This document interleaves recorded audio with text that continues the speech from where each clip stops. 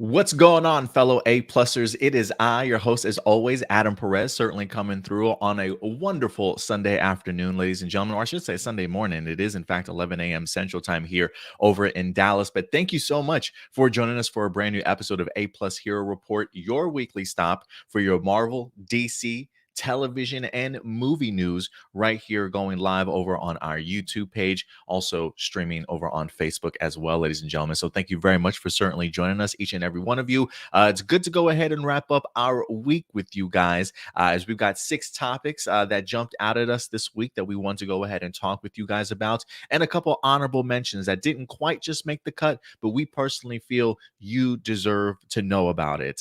So thank you very much for certainly. I think you muted yourself.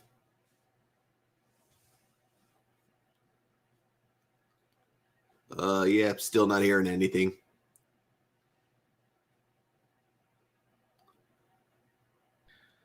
There we go. There we go. Yeah. Better? Okay. Yep. I don't know why my notification for my mic dropping came super late. But thank you guys for certainly joining us here. We don't have the full round table here today, but it is myself along with Stuart certainly coming through. What's going on, buddy? Not too much. Not too much. I got COVID this last week, but Oh no. yeah, and what was really weird about it is that like I had 0 symptoms at all. I only knew about it because I took a test because recently I had been around a few people that have also had positive results, and yeah, mine just happened to come up as a positive. So it's like what was funny about it is that I just felt so lazy the entire time because, when you're not feeling any of the symptoms, but you can't be around other people because you're going to, spread it to them. That's like that was like one of the most annoying feelings ever, because then you just feel like, oh man, I feel like I'm just being lazy, not being in work right now. Yeah, not able to accomplish anything, just sitting around, not doing much. Yeah, I can only imagine, man. But I'm glad that you at least didn't have any symptoms regardless. It feels like you almost would rather have had symptoms instead of just sitting around not doing anything. Like, please just give me a reason to not do anything. Yeah, that's kind of almost what it was. It was almost like, I wish I could at least like sneeze or something, so at least like I could feel a little less guilty about doing nothing. I get you, man. Well, hey, I'm certainly glad that you're doing okay. Hopefully, your friends and people that you were hanging around with were certainly doing okay too. So. Yeah, I just took one of the at-home tests today, and it came back as negative. So yeah, I let my bosses know. So hopefully I can go back to work soon, but we'll see. Now, as you know, side note, I did read somewhere that the government apparently was supposed to create like a website, I believe, beginning on the 19th, where every household, like you can literally order at home tests, and they'll send you a few to go ahead and take, like free of charge, sort of thing. So, might be handy at least just to have some tests lying around the house. So I believe they said they're going to open that website on the 19th, but I could be wrong. All right, guys. Well, listen, again, 6 topics that we're going to be breaking down for you guys. If you aren't following us over on our Facebook page, please go ahead and do yourselves a favor and check us out over there. That's exactly where we pull all of our stories and topics to certainly talk about, because over on our Facebook page, we definitely keep you up to date throughout the entirety of the week, whether that be news articles, memes, posters, trailers, everything. We definitely keep you up to date over on our Facebook page. So definitely follow us there if you're certainly not doing so already. But before we get into our main topics, you guys know how we do around here. We usually have honorable mentions, ladies and gentlemen. Honorable mentions. In fact, I'm going to change the color this week, Stuart. We'll celebrate a little Batgirl here. We're getting some purple scheme going. Why not? But a couple honorable mentions. Stuart, do you have an honorable mention by any chance this week? No, but I can give a recommendation that kind of leads into one of our topics. I can say that go for it. Peacemaker has definitely been a pretty awesome show so far, if any of you guys have checked it out yet. Yeah, it's been pretty fantastic. I actually went ahead and watched the first 3 episodes. I didn't expect them to drop them in 3-episode chunks like that, or at least the premiere. I am curious if we're going to go to sort of a weekly schedule for the next episode or not. But there may be a quick review up on our channel for the first 3 episodes of Peacemaker if you haven't checked it out. But I've been a really big fan. That intro, Stuart, that opening sequence, I remember I saw you mention the idea that's probably one of your favorite opening entrances also to a television series. And I got to agree with you, man. Talk about creative and just hilarious all at the same time. I love seeing how that came together. Yeah, definitely agree. I would be kind of interested if HBO Max did like a statistic of like how many people are like not skipping this intro in particular, because that seems to be the big joke I see online is if they were to make a chart of it, I feel like Peacemaker would be up there. Yeah, no, that's one of the reasons. I literally read an article with James Gunn talking about the intro, and he said that's one of the reasons why he made it that way. He says he wanted to give the audiences something they didn't have to skip over. He said he just wanted to make an intro where he said the skip intro button is like his worst enemy. So, and he said he wanted to really give love to and attention to look really all the actors and the people that really worked on the show to kind of put them in the forefront to be recognized, if you will. So to kind of do this goofy ass dance, like it works, man. It works Mhm. because that's like one of the few shows that I actually do not hit the skip intro button on. I gotta watch the dance all the time and just work on my own moves. You know what I'm saying too? It's like gotta be a new TikTok theme, I think. Oh yeah, I would be surprised if this wasn't training on TikTok. Like if there weren't people trying to recreate it. Yeah, I absolutely love it. But the show itself, outside of the opening credits, is pretty fantastic. Definitely go ahead and check it out. And it's really a breath of fresh air if you ask me, Stuart. Like sometimes I get sick and tired of like the artistic openings that are like paint splashes and like landscapes and stuff, and then people's titles and names and stuff. Now, give me something that I can interact with and have a really good time with. So props to James Gunn for bringing back a great opening entrance to our television shows these days. Yeah, especially because for a lot of adult shows like nowadays, intros really do tend to be a lot Lame. less creative. They Yeah. tend to just be like maybe 30-second title sequences, but that's usually it. So it's cool that he had like a full minute with this one. I totally agree. Totally agree. Couple other quick honorable mentions we'll go over with you guys. We got ourselves a brand new poster for Uncharted. This is actually probably one of my favorite posters that we've seen so far. Honestly, getting the opportunity to see all the main characters. So yeah, Uncharted coming to theaters February 18th. Stuart, I'm still not pumped or excited for this movie. I definitely will check it out. Don't get me wrong, because I love the video game, big supporter of Tom Holland. But I still am not feeling what I'm seeing so far. But I do like the poster. How do you like the poster at least? Yeah, poster looks pretty good, but I'm kind of right there with you. I'll see it probably eventually, but I'm definitely not in a hurry to. Yeah, no, same here, man. Same here. Unfortunately, we got ourselves yet another passing of people that we know and love around here in the world of Hollywood. Mr. Bob Saget himself, unfortunately, passed away just recently. Most notably, probably known from his time in Full House. I'm sure people, or even maybe like America's Funniest Home Videos, which I used to love watching as a kid. But Bob Saget, unfortunately, passed away earlier this week. Any words in regards to the passing of Bob Saget, Stewart? Do you have any fond memories of where you saw him at or used to know him from? Definitely used to, watch a little bit of Full House as a kid. Knew him from that, and then I absolutely love how much range, I guess you could say, there is to his comedy, because he goes from family friendly stand up in one act, but then he'll do a completely a complete 180 in another act where it's a very much adult oriented comedy. So great range as a comedian for sure.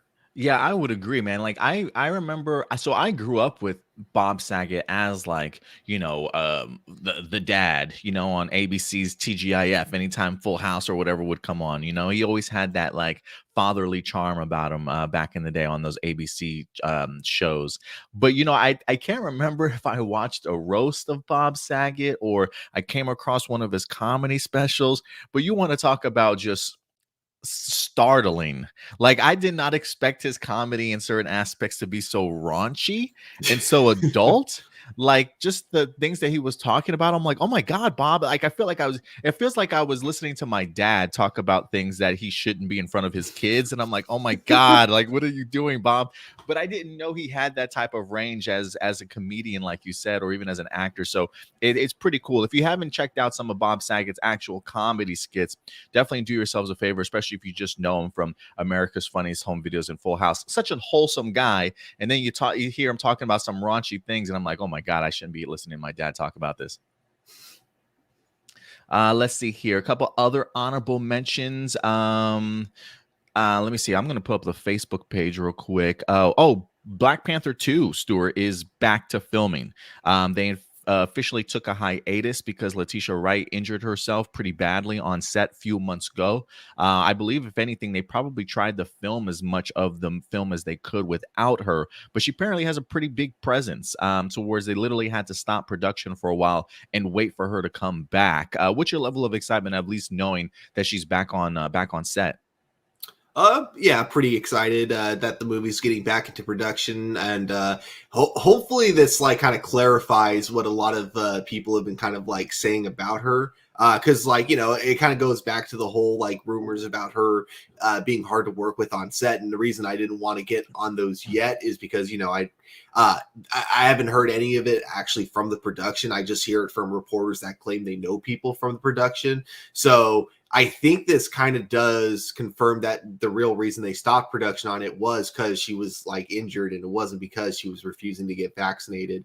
And I'm not saying that hasn't been going on. I'm just saying that we don't know that whether or not that's actually what's going on. So it makes sense if they shut it down because of an injury. Yeah. Yeah, I heard it was pretty significant. Also Mhm. in regards to her injury too. Yeah, making these big blockbuster movies is definitely no easy task.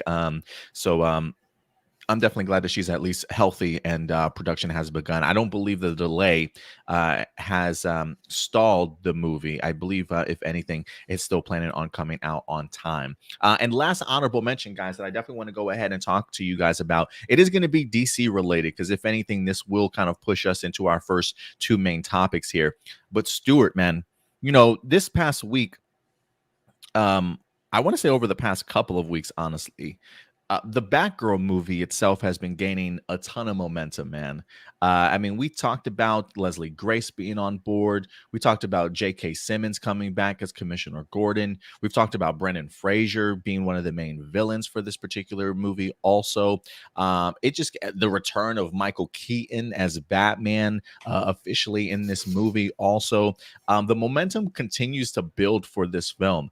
And this past 2 weeks, Stuart, or at least this past week, Stuart, we got two great images that I definitely thought we needed to go ahead and bring up for debate. The first one I got to show you is, in fact, the first look as Leslie Grace in her Batgirl costume. They officially revealed to it as of yesterday, I believe. Leslie Grace over on Instagram went ahead and revealed this to us. Here's another shot for you guys, a little bit of a more further out shot so you can see the full costume in its glory.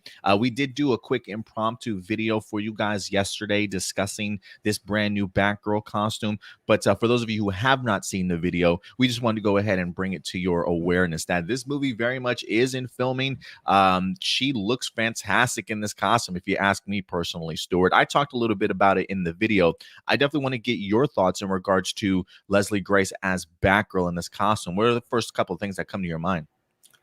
Yeah, I think it's great. It actually, in a way, kind of reminds me with Spider-Man: Homecoming, the idea of like the her first costume seemingly being completely homemade, Uh, and that's definitely how it comes off. Which is, I don't know. To me, that's how like a first Batgirl costume should come off. So, assuming that this movie is an origin story, I think this is like the perfect costume for her. And I do love how much it matches her DC Rebirth outfit because that's basically the same costume she wears in the current lineup of DC comic books.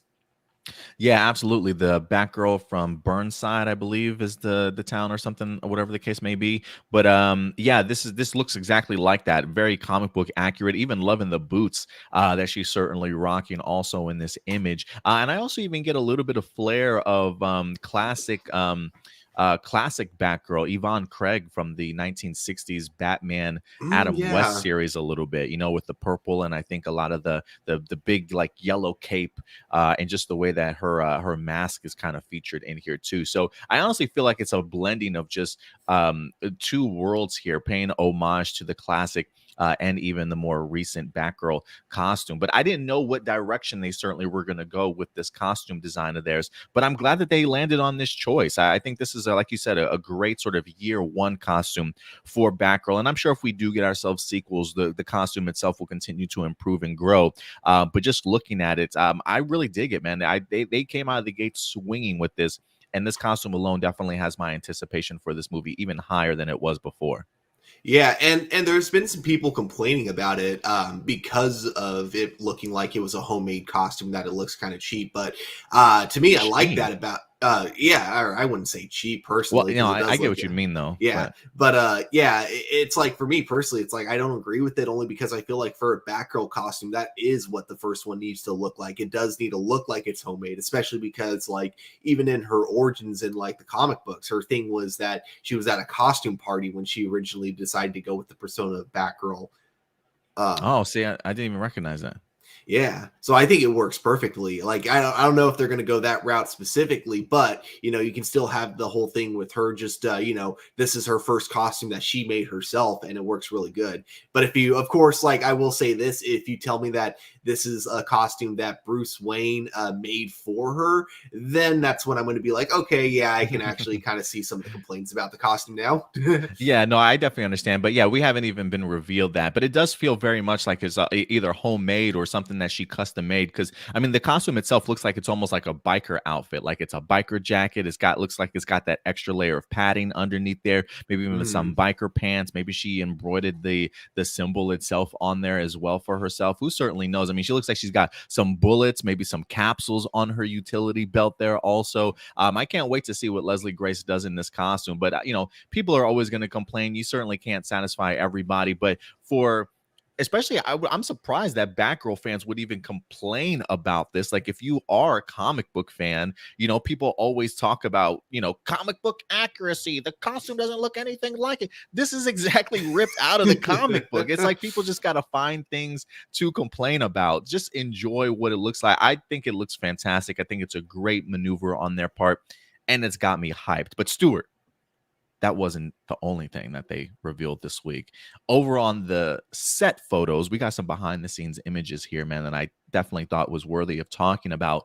As the Gotham City set continues to be built around certain areas, this past week they actually revealed to us a mural that is going to be on in the background or just being shown at some point in time in this particular movie.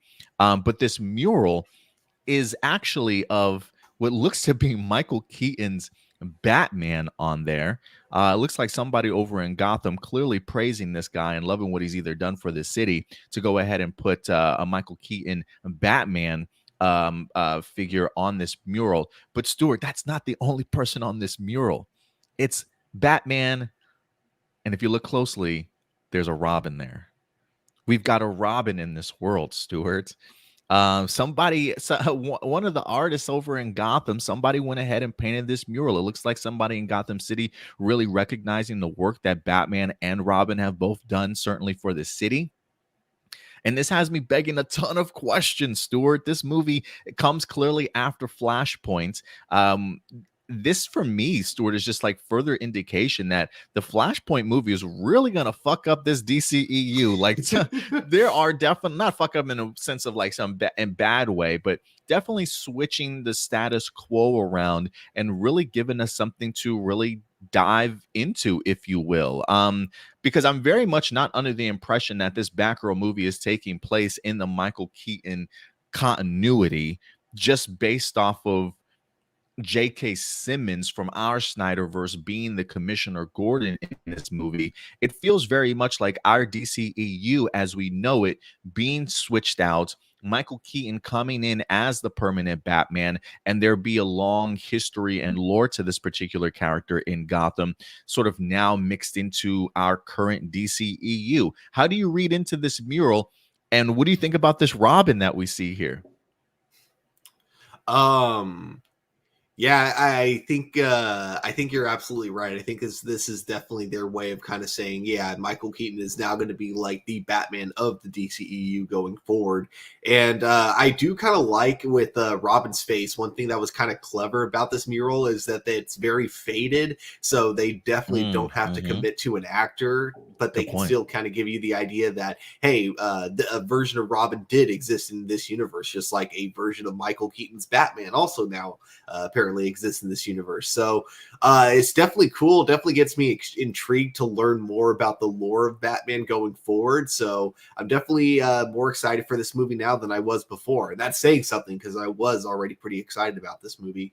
Yeah, I feel like they just keep throwing haymakers at us when it comes to this Batgirl movie like this. There's a lot more to it than I think we certainly even expected. But I am in agreement. I mean, look, Ben Affleck has come out and mentioned the idea, like I'm done with Batman, guys. Whether or not we see Ben Affleck return as Batman in some sort of HBO Max spinoff in its own universe, it does feel very much like this Michael Keaton is going to supplant himself as the Batman for this current time. So I am kind of curious to see how the history changes here. And I definitely got to find out who this Robin is. I mean, if you go back to the Snyderverse one, that particular Robin passed away. For a second there, I thought it was Jason Todd, but I believe Zack Snyder did come out and said that the Robin that passed away in his universe was, in fact, Dick Grayson. So there's a part of me that is really hoping that this is a Dick Grayson Robin. And the reason why I say that is, one, it would definitely give us a Dick Grayson possible Nightwing that might certainly even be out there. And just from all the reports that we've been talking about over the past couple of years, Stuart, the idea of a Nightwing movie is always a possibility, right? Like they did mention the idea. I believe it was Steve McKay, or I can't remember what his name was, but he had already talked about the idea that he had been working on a Nightwing movie. He hadn't had any development in a while, but he has always mentioned that a Nightwing movie is still very much alive and a possibility. So I am wondering if this is the opportunity that they need, especially if we're getting Batgirl. We know the relationship between Barbara Gordon and Dick Grayson. Maybe we do get a Grayson sighting or a Nightwing cameo in this particular movie at some point in time. But I feel like it at least puts into play the idea that, one, we had a Robin in this universe that survived, and two, maybe we could get a Nightwing movie. What do you think of the possibilities of that, the way that they're changing the status quo around? Yeah, definitely a possibility for sure. I'd be very curious though if they did go forward with a Nightwing movie, if that would mean that Batgirl would be his first appearance, and what age they'd be going with. Like, do they want a potential Batwing that's around the same age as Batgirl, so they can have kind of like the relationship that they had for a little bit in the comic books, or if they're just kind of going to go their own direction where he's been around for a while and we might get a more seasoned Nightwing. I'm not sure, but yeah, I don't know. The possibilities are what kind of make me more curious about it more than anything. Because yeah, now that we see that there for sure is a Robin that existed in this universe, we know that there is definitely a possibility we might be getting him for sure. And I'm really hoping that this just sort of opens up the door for the Bat family to be more involved in these films. We've always talked about the idea that the Bat family alone is such a big world that it can honestly be its own cinematic universe in its own right, just separate from anything else DC does. So maybe this is a great opportunity for them to start introducing more characters. So yeah, guys, Michael Keaton and as Batman and a Robin focused on a mural over on the Gotham City set. And then, of course, we got ourselves our very first look at Batgirl's costume being worn by Leslie Grace, who's going to be playing Barbara Gordon in the upcoming movie. And Stuart, can you believe this? This movie's coming out on HBO Max. It's not even scheduled for a theater release. With everything that you're seeing so far, like for me, I'm kind of almost expecting an announcement that they're going to change. But do you think that this, with everything that we've seen, that this warrants the opportunity to be more on the big screen? Or do you think it'll probably stick in on the HBO Max? Personally, I hope they change their minds about it. Like, even if it does get released on HBO Max as well, I think it should at least get like a simultaneous release, like in theaters and on HBO Max for its first couple weeks at the very least. But if not, then just like release it in theaters. Personally, I think they already changed their minds about it with Blue Beetle, so why not Batgirl as well? Yeah, especially with all the momentum that's certainly building. Real quick, a couple comments here. Datilla does say Michael Keaton's Batman didn't have a Robin, though. That was Val Kilmer. It almost makes me wonder whether or not they're going to be separating those two universes also, like because they're so different in tone. You know what I mean? Mm-hmm. Honestly, I wouldn't doubt it. I feel like going forward, they're just gonna kind of be like, oh yeah, the Batman and Batman Returns are canon, but the other two, the Val Kilmer, the George Clooney one, those are their own universes. That's my assumption. Yeah, I feel like that would be the easiest way to explain that. Christopher Throb, thanks for coming through. He says, I'm just curious and interested in whatever they give. He says, I don't know what's going on, and I kind of like that in regards to the movie. And he does ask, who's Jim Gordon in the movie. Jim Gordon is being played by J.K. Simmons, who was in the Justice League Snyderverse. So there definitely are connections still to the Snyderverse. Despite what the Flash upcoming movie is going to do in regards to changing the status quo, I'm pretty sure they're definitely going to be carryovers from the Snyderverse in a sense. That's why it always makes me laugh when people say, "Oh, they're erasing the Snyderverse." Like, no, you can't erase the Snyderverse. You can change what the future of that certainly was, right? But the Snyderverse is always going to be the foundation in which everything was built on for the DCEU, and there are clearly going to be some carryovers from the movie and from the universes, despite some of the changes that are definitely happening here. So I'm looking forward to this, man. I'm even more excited than I was before, Stuart, after this week when it comes to Batgirl. Yeah, definitely. But guys, let us know your thoughts in regards to some of the honorable mentions that we definitely talked about here today. And don't forget, at the end of this episode, we are in fact going to be getting into your live viewer questions. How do you submit a question over? I'm glad you asked, guys. Feel free to go ahead and send them over to aplusopinions@gmail.com. Again, that's aplusopinions@gmail.com. And then we'll definitely go ahead and get to your live viewer questions towards the end of this episode as after we get done with all of our topics for the day. And you can feel free to submit your questions over anytime during the week, whether there be a rumor you hear, some theories, a news article that comes out, an episode or movie you watched about something. Definitely go ahead and submit your thoughts over to us at aplusopinions@gmail.com. All right, Stuart. With that out of the way, man, it's time to go ahead and dive into our main topics for the day. Are you ready to go ahead and tackle this day with me, man? Always. Let's do it. We will continue to stick in the realm of DC for you guys, as we just talked about it in our honorable mentions when it comes to Peacemaker, currently over on HBO Max, the James Gunn directed and written series starring John Cena, which is currently up on HBO Max. It's got its first 3 episodes. I'm not just exactly sure what the release schedule is going to be, if they're going to drop them or dump them like 3 episodes a piece, or maybe going forward, we're going to be getting ourselves 1 episode a week. But I definitely would certainly recommend it. Definitely carrying over Peacemaker's story from the most recent The Suicide Squad movie that James Gunn also dabbled in and had to write and direct as well. The Peacemaker series is actually his first spin-off from that particular movie. We've seen James Gunn jumping back and forth between Marvel and DC. He's currently going to be working on his Guardians of the Galaxy 3 here rather soon for Marvel, if he hasn't certainly started already.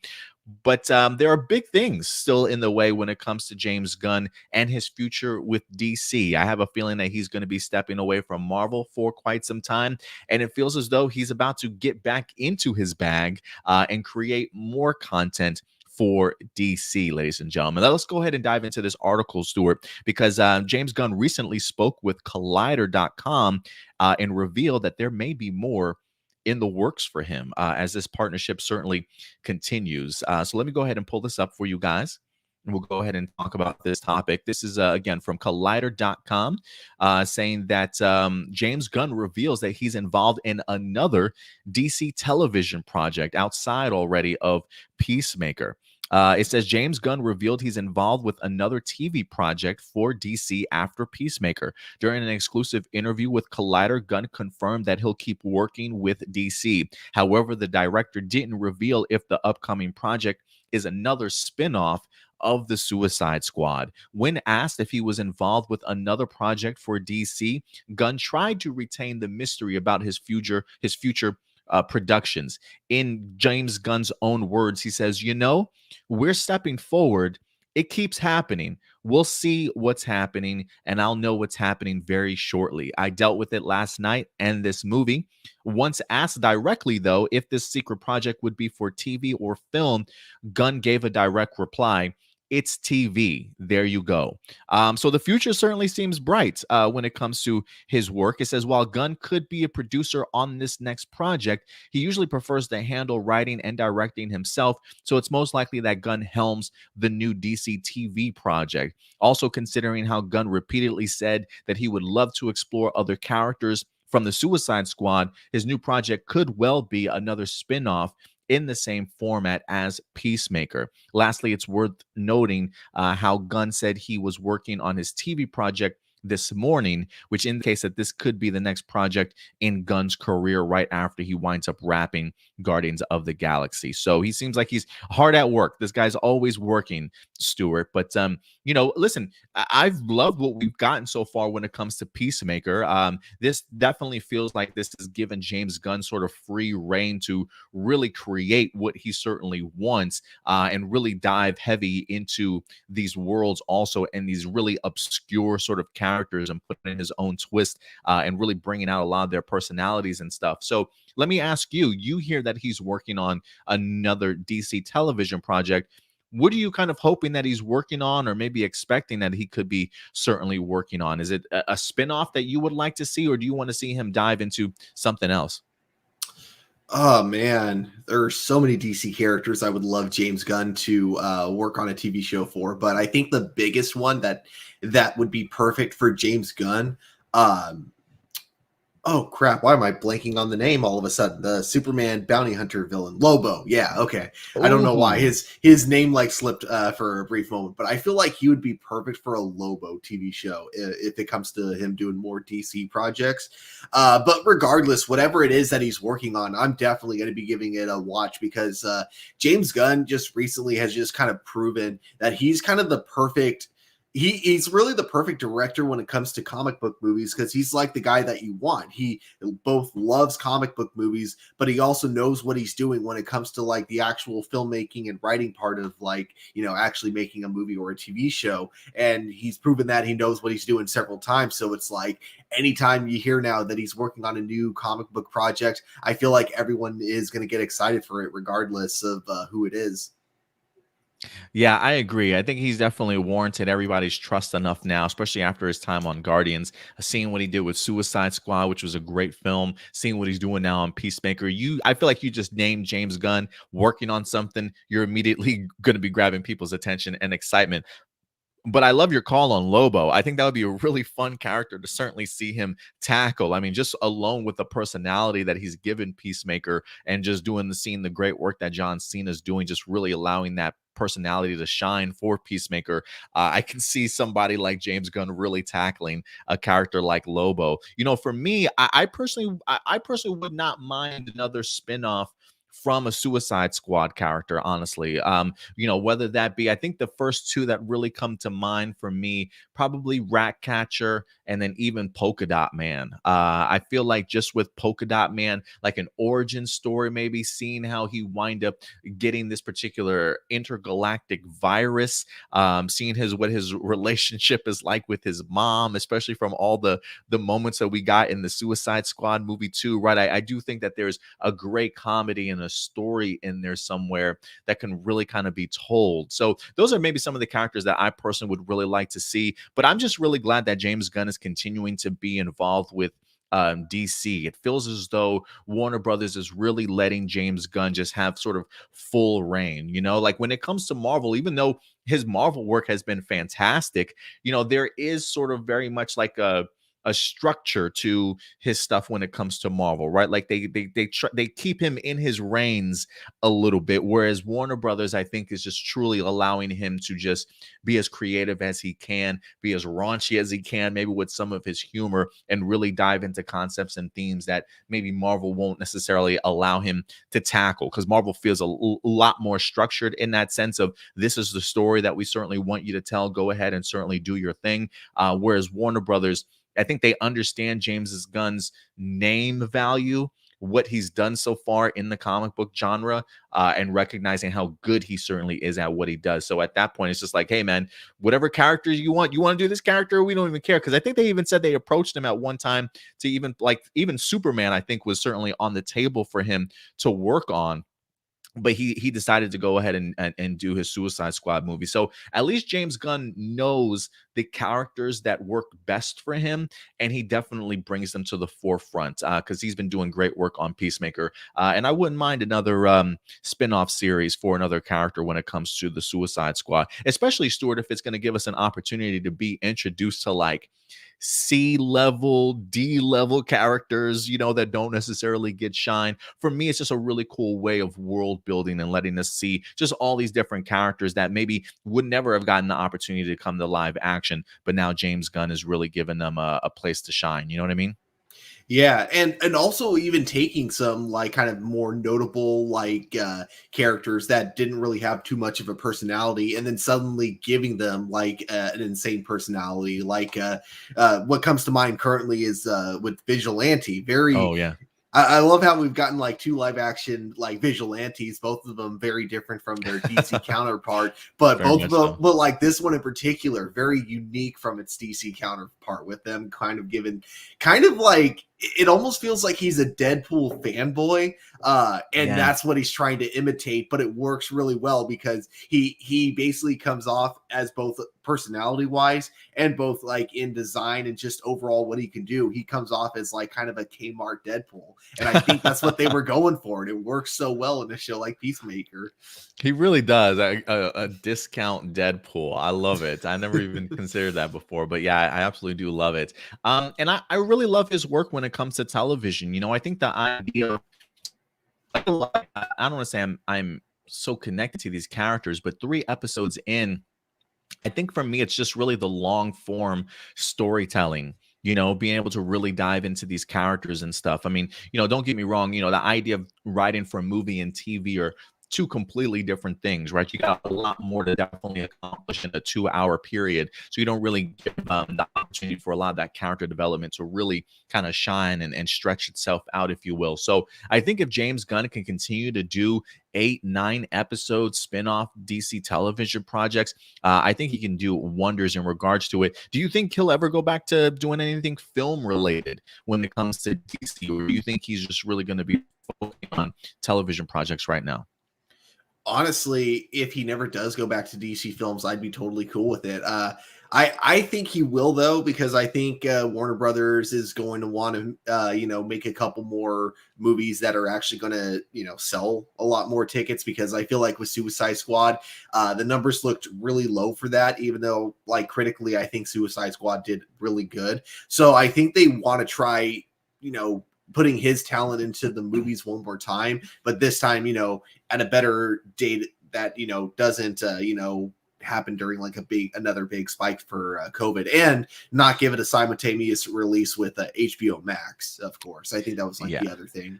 Yeah, definitely try to avoid that. But yeah, at this point, listen, if I was Warner Brothers, just knowing the sort of pedigree that James Gunn has, how he's worked with Marvel in the past, some of the trade secrets that I'm pretty sure he's learned from being under Kevin Feige and working so closely with them. If I'm Warner Brothers, I'm like, hey, you do whatever you want to do, man. Just go ahead and create Mm. great content for us, so we can have a win on our side. So yeah, definitely give him whatever he wants.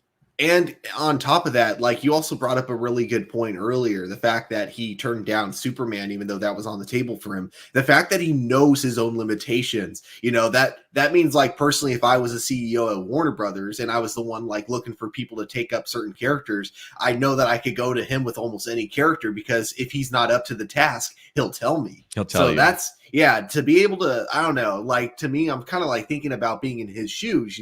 If I was offered Superman, but I knew I couldn't do it, would I be able to turn that down? Like, I honestly don't know. And I don't necessarily know if James Gunn wouldn't have been able to. I feel like James Gunn could probably make any movie that he wants to, but I think he probably, like you said, he probably knows what his strengths are, and Mm. he knows that, I do well with misfit characters, like the really obscure characters. I think the idea of tackling something like Superman that has so much weight to him, right? And so much recognition, it kind of traps you a little bit in a box of what you can certainly do. So the idea of James Gunn realizing like, hey, maybe if I pick these C-level characters, I can really just have fun with them and sort of write them the way that I've always imagined them from the comic books and bring them to life. And so I really appreciate what he's certainly doing there. And hopefully people at Warner Brothers and the others working either underneath him or as his peers definitely go ahead and take note to go ahead and continue to make great Warner Brother content, certainly going forward. A couple quick comments in here. We got Tatilla. She says, can you actually see Peacemaker, or is he just a costume and floating himself sort of thing? Yeah, the John Cena reference there, as always. Tatilla certainly coming through. Nathan Moore says, I'm loving that other people are loving Peacemaker. It doesn't all have to be what we get with other comic book series, and that's what I love. Yeah, it definitely feels unique onto its own self, right? Like Mhm. I didn't know. I mean, just looking at the trailers, I think we had an idea of what to expect, but now that we're actually watching it, it's really unique into itself, and unlike anything else that I've actually kind of seen. And John Cena, I think, is doing a fantastic job in this. Yeah, that I would fully agree with. I think James Gunn knew this was the perfect role for him, and yeah, that's I think giving him this spinoff and having him continue this character was just a brilliant idea. I definitely agree with you too. Let's see here. Quick side question from Dwayne. What's up, Dwayne? Says I got a question about the CW. Where's his thing at? He says, do you think the CW might change their mind and do a Painkiller spinoff? Because I want to go pilot. Yes or no? No, I don't think. I think they've given up on it. Unfortunately, I don't think they were that impressed with the pilot enough to go ahead and warrant a Painkiller series. Unfortunately, as much as we were definitely pushing it. And Edward Sanchez Productions, good to see you, man. He says that title sequence for Peacemaker is incredible. Yeah, it definitely is. Yeah. Even if you guys don't watch the Peacemaker series, just go to HBO Max and at least check out the opening sequence, the title sequence, and the dance that they wind up putting together. It's pretty fantastic. And I did miss this comment to begin with, but I do want to go ahead and give some shout outs to Gabriel. What's up, Gabriel? He says, what's up, guys? Just woke up getting ready for my early shift. I work Sundays, unfortunately, but get Friday and Saturdays off. Well, hopefully you're listening to us wherever you certainly are. Hopefully you got that earbud in while you're working and checking us out today.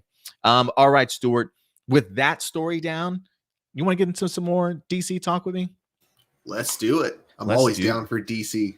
And we're going to go into the realm. Well, I guess we'll stick into the realm of DC television, especially when it comes to the Arrowverse, ladies and gentlemen. The Arrowverse is not dead. It continues to grow around here. CW, I think a couple maybe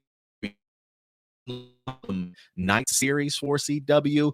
We just recently did a review for the brand new Arrowverse series in Naomi, which dropped on the CW as of last week. If you haven't had the opportunity to check out our review, it is up on our channel right now. I think it actually broke 100 views, Stuart, this past week. So people are definitely checking it out. So if you haven't done so, please do yourselves a favor. But the CW, when it comes to the Arrowverse, continues to grow. They're definitely not slowing down at any particular time. And it seems as though Mr. David Ramsey himself, aka John Diggle, or maybe that's the other way around, John Diggle, aka David Ramsey, is going to continue to be highly invested when it comes to the CW and Arrowverse, certainly going forward. So if you thought we had seen the last of David Ramsey as John Diggle, that maybe his like 5-part crossover, jumping from series to series over last year might have been like his farewell or his send off sort of thing. Trust me when I say there's certainly a lot more in store for John Diggle. Let's go ahead and get into this article, Stuart, because this is really going to shape the Arrowverse certainly going forward with this brand new revelation here. But David Ramsey is set to star as John Diggle in a brand new Arrowverse series, Justice U, in development at the CW currently. It says David Ramsey could be starring in his own John Diggle standalone series at the CW. If you ask me, Stuart, very well deserved. Variety has learned that Ramsey is attached to star in the drama series Justice U that is currently in development at the broadcaster. After spending years fighting alongside masked heroes, Diggle embarks on a new mission to recruit 5 young metahumans to live undercover as freshmen at a prestigious university. There, he will oversee their education and train them to become the heroes of tomorrow. The show is based on characters from the DC Pantheon. In addition to the starring role, Ramsey is attached to direct the potential pilot of the series. He also signed an overall directing deal with Berlanti Productions that will see him direct multiple episodes of multiple series across the so-called Arrowverse. And he will continue to guest star in multiple episodes of different Arrowverse shows as well. It does say currently Michael Narducci and Zoanne Clark are attached to write and executive produce Justice U. Narducci is currently the co-executive producer on Superman and Lois. And Clack was most recently an executive producer on Grey's Anatomy. So yeah, we got a new series currently in development, ladies and gentlemen, that's going to be starring John Diggle. And honestly, Stuart, I'm actually really looking forward to this. For some reason, I definitely get like Avengers Academy vibes in here, just from comic book references. There's also maybe even a little like a Young Justice, Teen Titans sort of vibe that I'm kind of pulling from this. Also, the idea of seeing Diggle come in, it does make me wonder. Like, it says he's going to be training and educating them and stuff too, if I read that correctly, right? He'll oversee their education and train them. Like, I'm wondering, is this um prestigious university, I'm curious if this university as a whole is created for metahumans, or if he finds these metahumans and then places them in this university. Like, has Diggle gone on to become a teacher himself? Like, is he actually going to be teaching them at the university, or do they mean education in the sense of, outside of, doing more of their vigilante sort of aspects in here? So I kind of dig the mentorship role from David Ramsey as John Diggle, because I feel like, especially after his time on the Arrow show, he definitely has been sort of that mentor level for a lot of the characters here in the CW Arrowverse, right? Going to all these shows, dropping some knowledge and information and advice on a lot of these up and coming new actors, and even old characters also that have been around for quite some time. So it feels as though John Diggle is sort of becoming the backbone of the Arrowverse, kind of taking over where Stephen Amell certainly was in regards to like that father figure, that person that you go through advice, that's go to for advice, because he's been through everything, he's seen everything. He's definitely has had his own ups and downs as a character as well, and has had to come and face some really difficult decisions his own way. So I kind of dig this idea. David Ramsey stock really continues to rise when it comes to Arrowverse. The fact that he signed a multi-deal to direct and star, it feels as though the Warner Brothers really trust him in regards to handling a lot of their characters, and just the value that he certainly brings to the Arrowverse. So I think this is a big win for David Ramsey. Congratulations to him. I always love to see, really strong Black stars getting the opportunity to really shine and show what they're capable of doing. And this is David Ramsey's opportunity, to certainly say the least. So this sounds like an interesting series, Stuart. What do you think about some of the things that you're hearing here? Any speculation as to who you think maybe even some of these metahumans certainly might be? Or what do you think about the premise so far that we've heard so far? I love that it's going to be Diggle getting his own series. He definitely deserves it, because he's been around the Arrowverse for, I think now, like longer than any other Arrowverse actor, or I guess maybe around the same as Katie Lotz. But regardless, the fact that he's still around even after Arrow has ended is really awesome. I don't know. The premise of the show itself, though, doesn't really interest me as much as I wish it did. Especially when it feels like they've been building up something completely different for David Ramsey. I think that's also what's kind of throwing me off about it, because it feels like this whole time we've been kind of like building up for him to becoming like the Green Lantern of the Arrowverse. And it kind of feels like now they're really needing to drop that. My assumption, because Warner Brothers probably telling him that they have to. And then like to take him in kind of this direction, like I'm not against it. It just seems very... it is very much not what I expected for his character going forward. So I don't know. I'm definitely going to give it a chance for sure. I definitely will check out the pilot, and at the very least, I definitely am curious on like the exact vision they have for the show, like what kind of show it's going to be tonally, if it's going to be going for a younger or older audience for an Arrowverse. Definitely curious about that. But yeah, I think overall, I'm definitely not as excited about the show as I wish I could be. I get it. I can definitely understand that for sure. I think especially with all the teasing of him being Green Lantern, while I didn't see all of his appearances when he started making his little marathon across all the episodes, and he had his little John Diggle arc and stuff. I mean, have they pretty much closed off the idea of him ever being Green Lantern? I know he said that he made a tough decision to maybe turn down that opportunity and things like that, but have they completely closed it, or they left it kind of open? Oh no, I think they definitely left it open at the very least. It just to me seems kind of weird because it felt like from the previous season before he did like the 5 episode cameo, it kind of felt like that was just kind of like the end of it. Like, yeah, he is Green Lantern, whether or not we see him in the suit, just know that somewhere out there he is Green Lantern. And then when he comes back, for his 5 episode cameo, it doesn't necessarily close the book on it, but it definitely doesn't turn the next page. It kind of feels like we're still at that same point that we were from the previous time when he just opened the box, and he's still kind of in that same position, really. I get you. And there is a part of me that does wonder too, like you mentioned, if that's something that Warner Brothers has decided not to pull the trigger on. It feels as though they're trying to be as protective about Green Lantern as possible. They've already talked about the idea like of maybe possibly trying to do a movie. One of the reasons why they didn't want Zack Snyder to put Green Lantern into his particular version of the Justice League movies, because they said they had plans for Green Lantern. We also know that there's a upcoming Green Lantern series for HBO Max. So maybe it's a case of maybe we don't necessarily want to take John Diggle down that route because we already have so many other Green Lantern things in development. But I think you can still pull it off if you wanted to. I mean, I know this maybe not necessarily be where we expected John Diggle to be at, but it is also one of those things where I don't think it takes it off the table, right? Like I feel Mhm. like an opportunity can certainly still come around for John Diggle to accept that sort of responsibility for himself,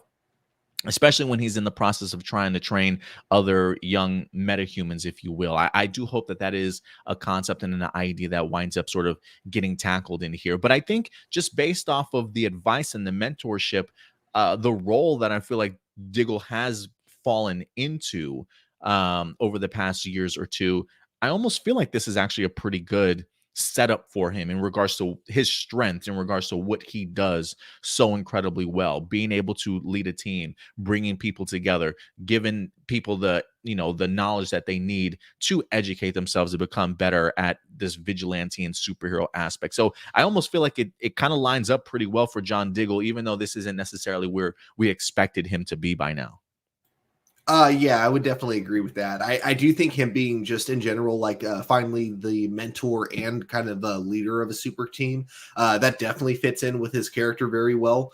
Yeah, I think I'm just more curious, you know, because the premise just yeah, again, the premise itself feels very cliche, and I think that's what's kind of getting me worried about it. Is it just feels like 21 Jump Street, but with superheroes? Uh, I love the comparison. so it might work, but yeah, I think just the premise of the plot is kind of what has me a little bit worried about it. But I get that. don't don't think that means I'm not going to give the show a chance. I definitely will check out the pilot at the very least and see how the show is. Yeah, and again, this is feels like while it's currently in development, it's still very much in early development. And so Mhm. this is just the first sort of brief synopsis that we have of what the concept of the show will be, and we'll see if it winds up changing certainly going forward. And hopefully, we'll get some further details in the future. But David Ramsey continues to grow his value when it comes to CW and the Arrowverse. Nathan says, "Good for him, good for us." I definitely agree. I have really enjoyed his directing episodes too, that we've seen so far. How have you enjoyed his directing style when it comes to these other series? He does a really good job, especially because like I don't mean this in a bad Except way. I sound. actually do mean this in a good way. Oftentimes you can't tell if it's him directing because he knows how to fit into what it is that the standards of each show really are.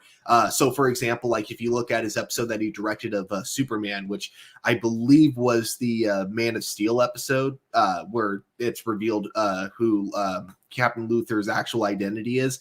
I believe Mm, he directed that episode, and then in Legends of Tomorrow, he directed the episode where he plays Bass Reeves.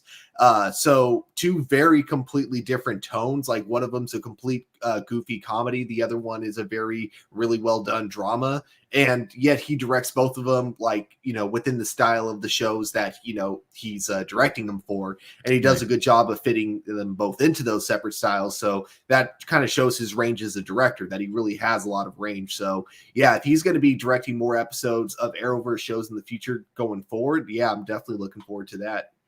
Christopher Throb, and kind of in the same mindset as you. He says, I'm not into this, to be honest. Good on Ramsey for getting work, but this sounds a little lame. So, yeah, maybe, like you said, a little bit maybe cliche in regards to the storyline, or at least the concept itself. But again, as we get further information in regards to what the full series is going to be about, maybe some reveals as to who could potentially be some of the young metahumans, I am kind of curious as to see, like, I'm assuming, if anything, these characters will be DC characters, unless they Mhm. are going to be, creating brand new characters for the show. So I would be curious to see what their lineup is going to be. Like, is this John Diggle trying to put together his own form of the Outsiders, right? Like, could we see some potential young actors from other shows that might have gotten canceled, maybe getting an opportunity to certainly come back and be recast as those characters? You know what I mean? Like, I keep thinking of like Thunder and Lightning from Black Lightning. Like, I think it would be pretty cool if like Thunder or whatever like actually showed up as one of the students. Although I think she's already in college. Maybe Lightning, who certainly knows. But I think it would be cool if we had some young actors that have already showcased themselves as heroes getting second opportunities. But we'll see what the lineup is going to turn out to be. But guys, let us know your thoughts. What do you think about David Ramsey getting this multi-year deal with Warner Brothers and CW, getting his own John Diggle-led series, Injustice U? What's your levels of anticipation for this? Go ahead and let us know your thoughts in the live chat or the comment section box below. See, now I can't help but think about if they did an Outsider show, the potential they could have had with all their Arrowverse characters that have already been introduced. And you also could have had your cake and eaten it too in terms of Batwoman, because then you could keep Javicia Leslie as Batwoman on her show, but then you could also bring in Wallace Day to play, like, maybe not Batwoman per se, but have her be a new superhero, just as Kate Kane though. Or like an instructor or something like that, Yeah, kind that of help too. out. That'd be pretty cool. But we'll see. We'll definitely keep you guys posted. I think the possibilities are certainly there, but we'll see how it winds up turning out. All right, guys, we're going to move on to our next topic here as we transition now over to the movie and television world a little bit, and let you guys know what's certainly going on in the world of Hollywood. And I will say this, Stuart, in regards to our next topic, Spider-Man No Way Home has left just ripple effects all across Hollywood, to certainly say the least, just opening up further opportunities for great, cast members, crew members to certainly work on other projects, certainly going forward. And while the director of Spider-Man No Way Home, John Watts, is a very busy man already, certainly trying to get the upcoming film in Fantastic Four put together, he definitely has other content and other things that he certainly is going to be working on as well. So if you were a fan of what John Watts has certainly created in the world of Spider-Man, if you are interested in maybe following his career after Spider-Man and seeing what else he's going to go ahead and get his hands on, this past week, ladies and gentlemen, it seems as though John Watts is going to be tackling the franchise Final Destination, ladies and gentlemen. Now, man, I haven't feel like we've talked about Final Destination on here in a minute, Stuart. But I thought it would be pretty cool, especially I think Final Destination is a franchise that we probably all maybe grew up on a little bit in regards to our high school years, maybe whether you've seen the first one, the second one, all 20 of them. I don't even know how many Final Destination movies there certainly were. But John Watts is going to go ahead and take a stab at not only producing, but also writing a treatment for the upcoming Final Destination relaunch movie. So let's go ahead and dive into this, because this is from the HollywoodReporter.com. It says Spider-Man director John Watts to produce Final Destination relaunch for New Line and HBO Max. It says John Watts is courting death and hoping to get away with it. The director behind the record-breaking Spider-Man No Way Home has joined the creative team behind New Line's relaunch of its grand, I'm not even going to, Goginal, I don't even know how to pronounce that, horror franchise Final Destination. It says Watts has boarded the project, titled simply Final Destination 6, as a producer. He also wrote the treatment and story for what will be an original release on HBO Max. Laurie Evans Taylor from Bedrest, and Guy Busick, who wrote Ready or Not and worked on the upcoming Scream reboot, are now writing the screenplay. So it seems as though John Watts came up with the story and treatment, and now they've got people that are actually turning that into the screenplay itself. It says Watts joining a producing team that includes Destination franchise producer and steward Craig Perry and franchise veteran Sheila Hannah Hunt.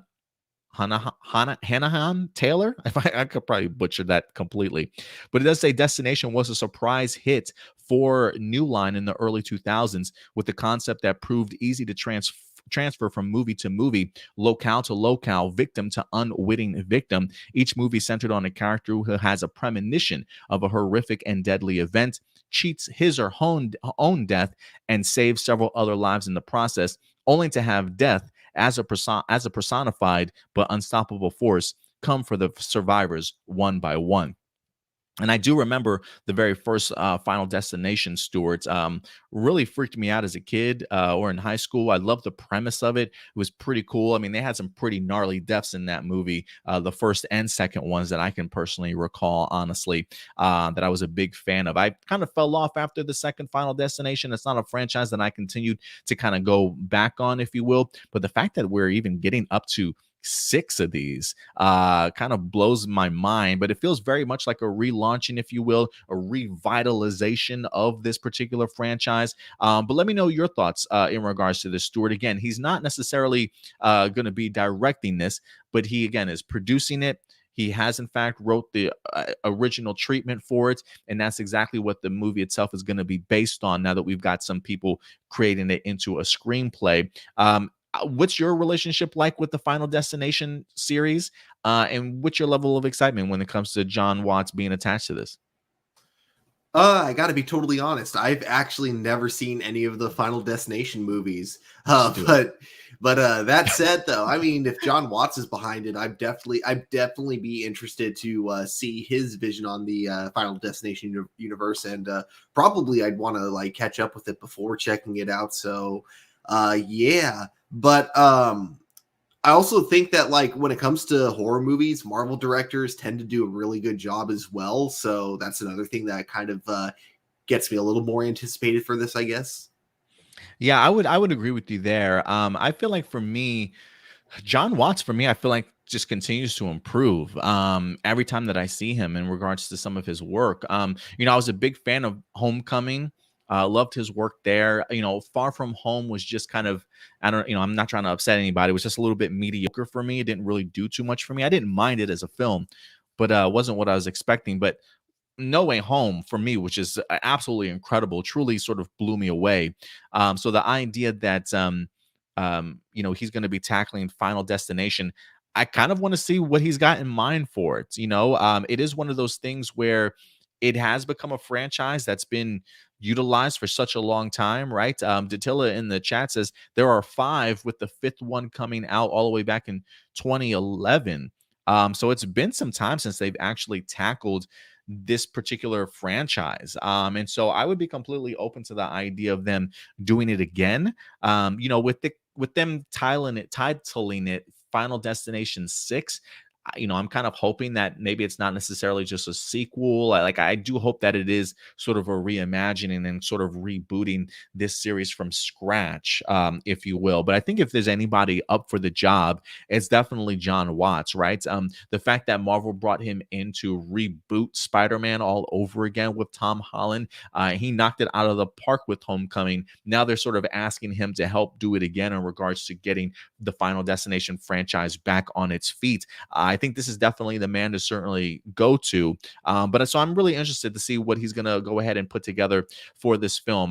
There's a part of me that wishes that he was more hands-on with it, as a producer. There is part of me that kind of wishes that he would come on board to direct, but I'm pretty sure, like I mentioned at the top, he's got a busy schedule ahead of him. I wouldn't be surprised if they're starting to cast for Fantastic Four if they haven't done so already.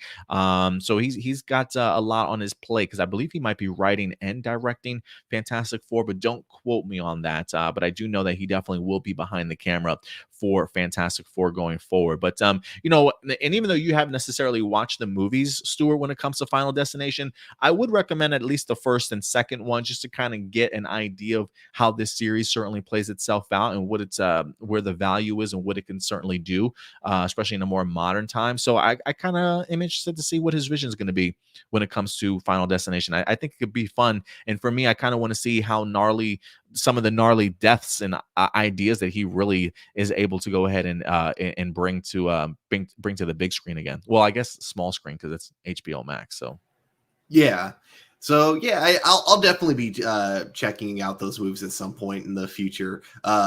Actually, who knows? Because so the theater I work at, we will play like old horror movies every Tuesday because we call it like Terror Tuesday. So ooh, maybe I at love some it. point we might play it at our movie theater, and if that's the case, I'll definitely check it out there for sure. Who picks the movies? Like who chooses for Terror Tuesday what movies gets posted? I think it's chosen by our corporate in Texas, I believe, but I could be wrong. Okay, and what company you say you work for? Cinemark? Oh no, this is I no longer work for Cinemark. I work for the Draft House. Oh, the Draft House. Oh, I love the Yeah, Draft House. Yeah, which they is do. probably my all-time favorite theater chain. Yeah, I love the Draft. Well, that's because they serve beer, man. Because they do beer there. Exactly, That's right. and food. You know, Yeah. it's basically a restaurant and a movie theater. It's amazing. Yeah, I do like it out here, and they have one out here in Texas. I love it too. All right, guys, let us know your thoughts. John Watts getting involved with the Final Destination films as a producer and writing the treatment for the next movie. What's your levels of excitement in regards to this? I think for me, I would probably be a little bit more excited if he actually was going to be directing a little bit more hands-on. But we'll see what the final result's going to be. I guess we'll Hmm. see. All right, guys, and with that out of the way, we will go ahead and tackle another film, another movie news from you guys in the world of Netflix this time around.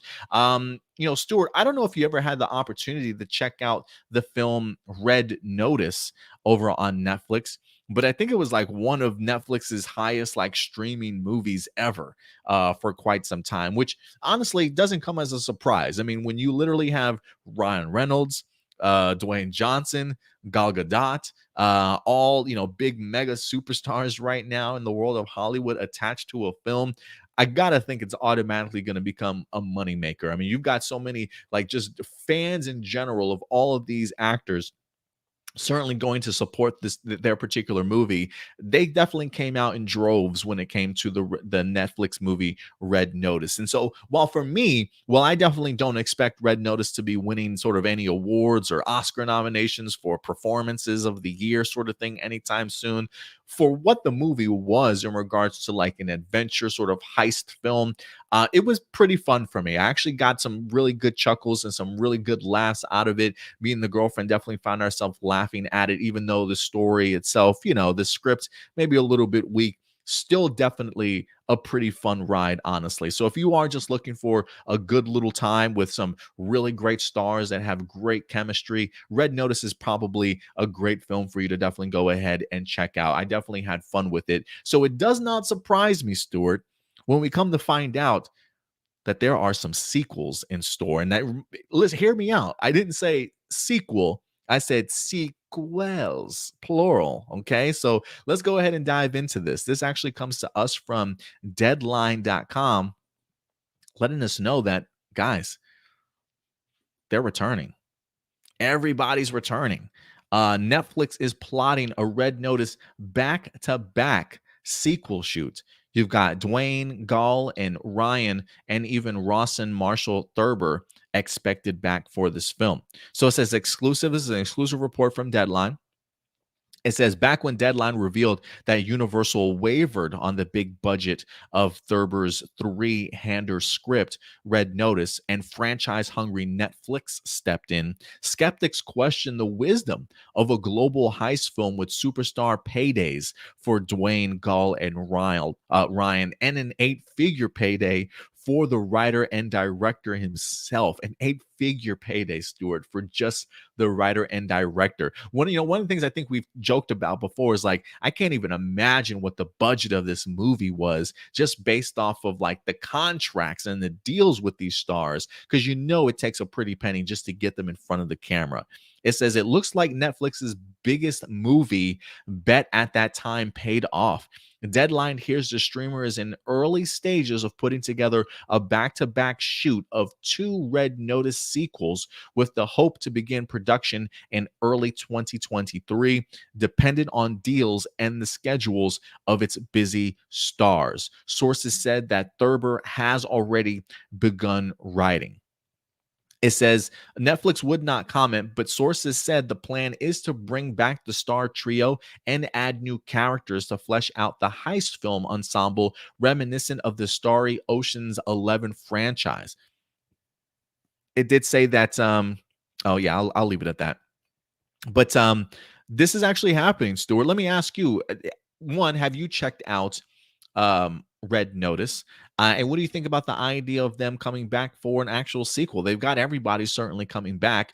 Are you expecting big things? What are your thoughts in regards to the movie and the idea of it getting back-to-back sequels? So I haven't seen the movie yet, although Stuart, now we got to I'm get you on actually top of it. You gotta I check know. it out. I'm like missing everything on here today. But yeah, I do have interest in seeing it. So I'll probably be checking it out at some point this week. But yeah, I'm not surprised though that they want to do back-to-back sequels for this, especially when you got like a big, I mean, for one, it's a Netflix film that was able to get Ryan Johnson sorry, Dwayne Johnson, Ryan Reynolds, very different people, and Gal Gadot, all together for this movie. So the fact that you were able to get these many stars to star in a Netflix film was impressive on its own. But this was also one of those few Netflix movies that actually got a theatrical release and did I don't know if it did like Oh, it did? enough I to didn't get even know its that. yeah, I know because we had it at our theater, which was really funny. But yeah, I don't know if it got its money back from the theatrical release, but you got to imagine that those numbers definitely helped, along with how many people viewed it on Netflix. And it also shows that they can still get high viewership on Netflix and make a good amount of money in the box office if they can release them both side by side. So yeah, no, I definitely get why Netflix wants to keep this franchise going as long as they can. So the idea of them doing two back-to-back sequels makes total sense. Yeah, I was actually just looking at the the box office mojo for Red Notice. Yeah, I don't think it was in there very long. Oh, probably not. Yeah, it looks like you said you had it in your theaters because right now it's only showing internationally. It was definitely at the Cinemark theater back when it first came out. Okay, okay. If anything, maybe I'll have to see if I can find something else on it because right now they just have it at like $178,000. Like not even, It was but it yeah, it just was has it as probably like like a week. internationally.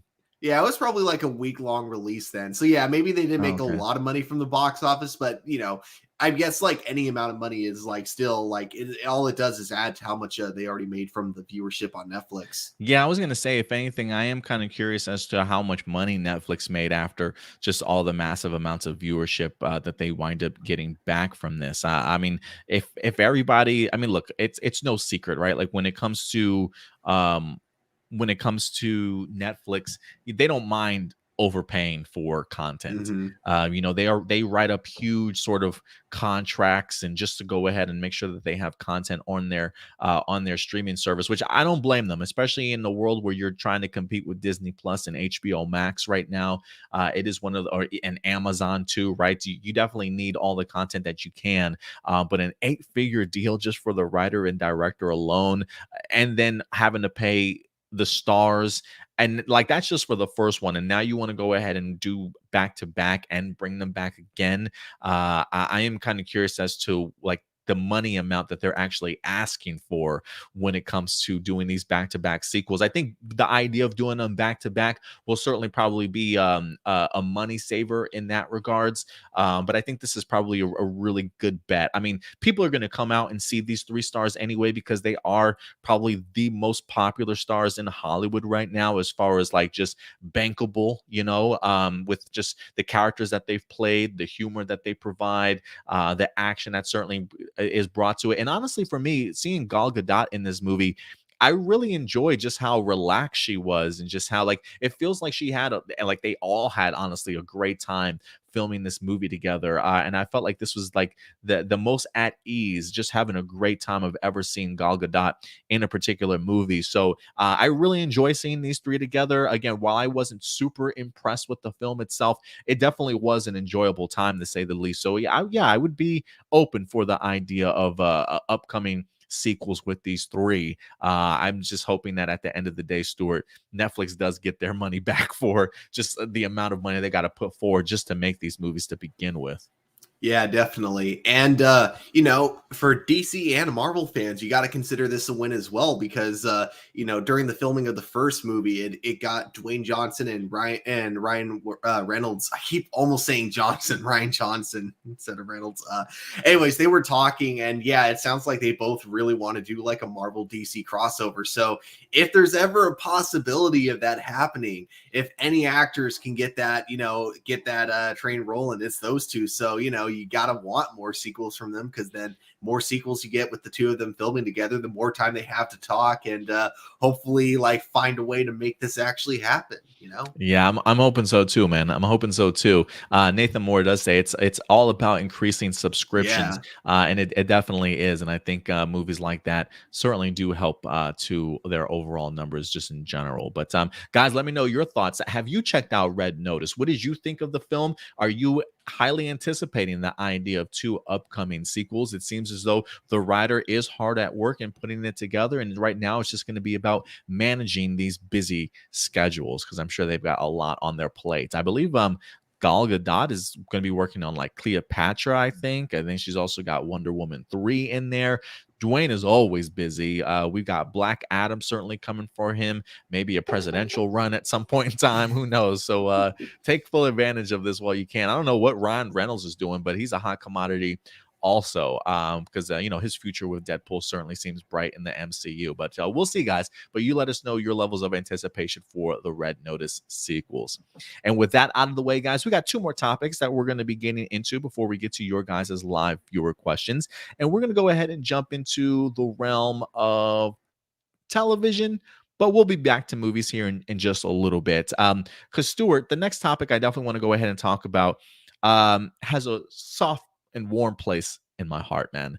I've always loved television growing up as a kid. I always have. One of the television series I grew up with was a series called Quantum Leap.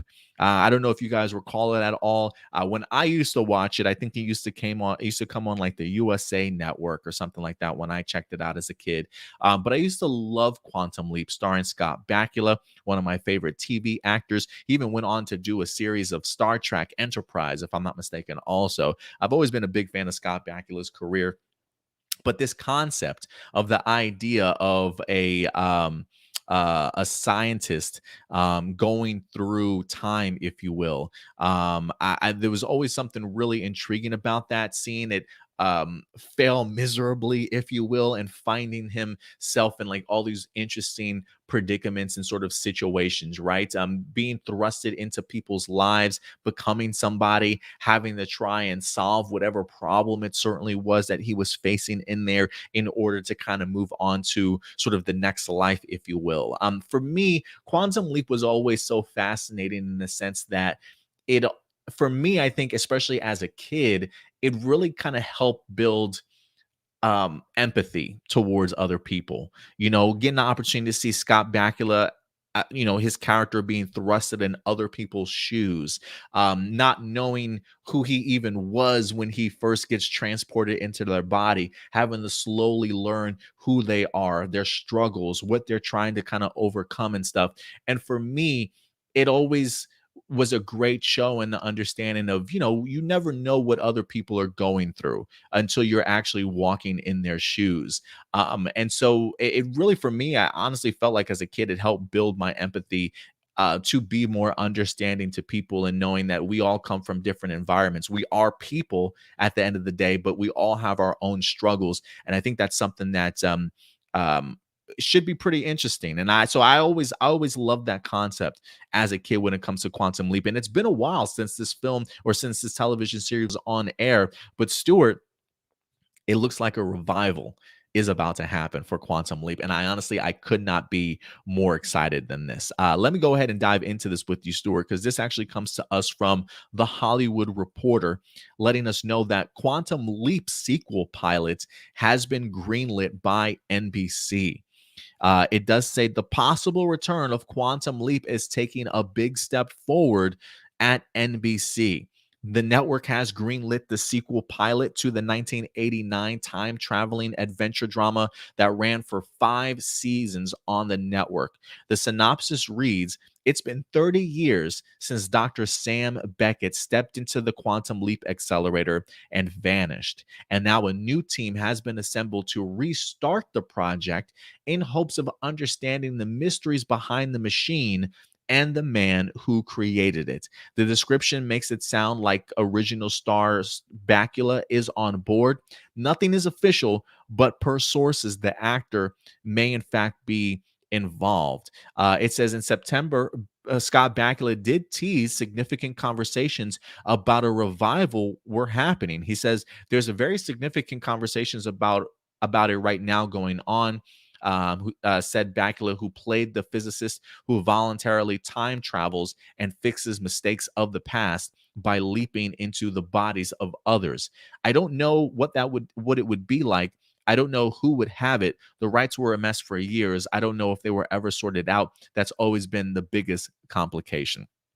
It does say that the creator, Don Belisario, is on board for the revival as executive producer.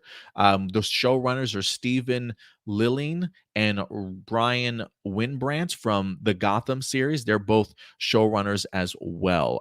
So it looks like it's been greenlit for a pilot. If anything, that probably just means let's see how the pilot goes and whether or not NBC decides to actually pick up an order for this series. But Stuart, let me ask you, I'm kind of curious, do you have any connection with Quantum Leap? Have you watched the series itself? If so, what are some of your thoughts in regards to it? And is this something that you feel is ready for a reboot or a revival at this point in time?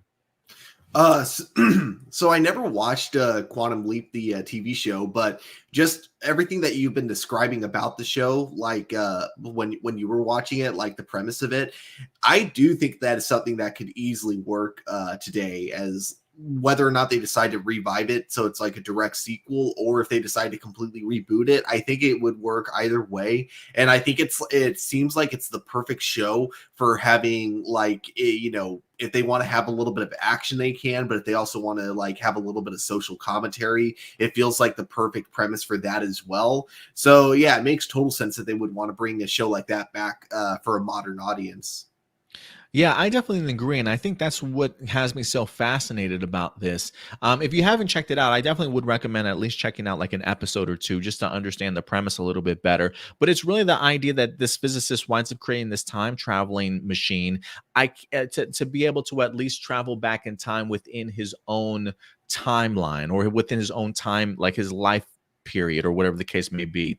So it is one of those things where I do wonder if so he steps into it.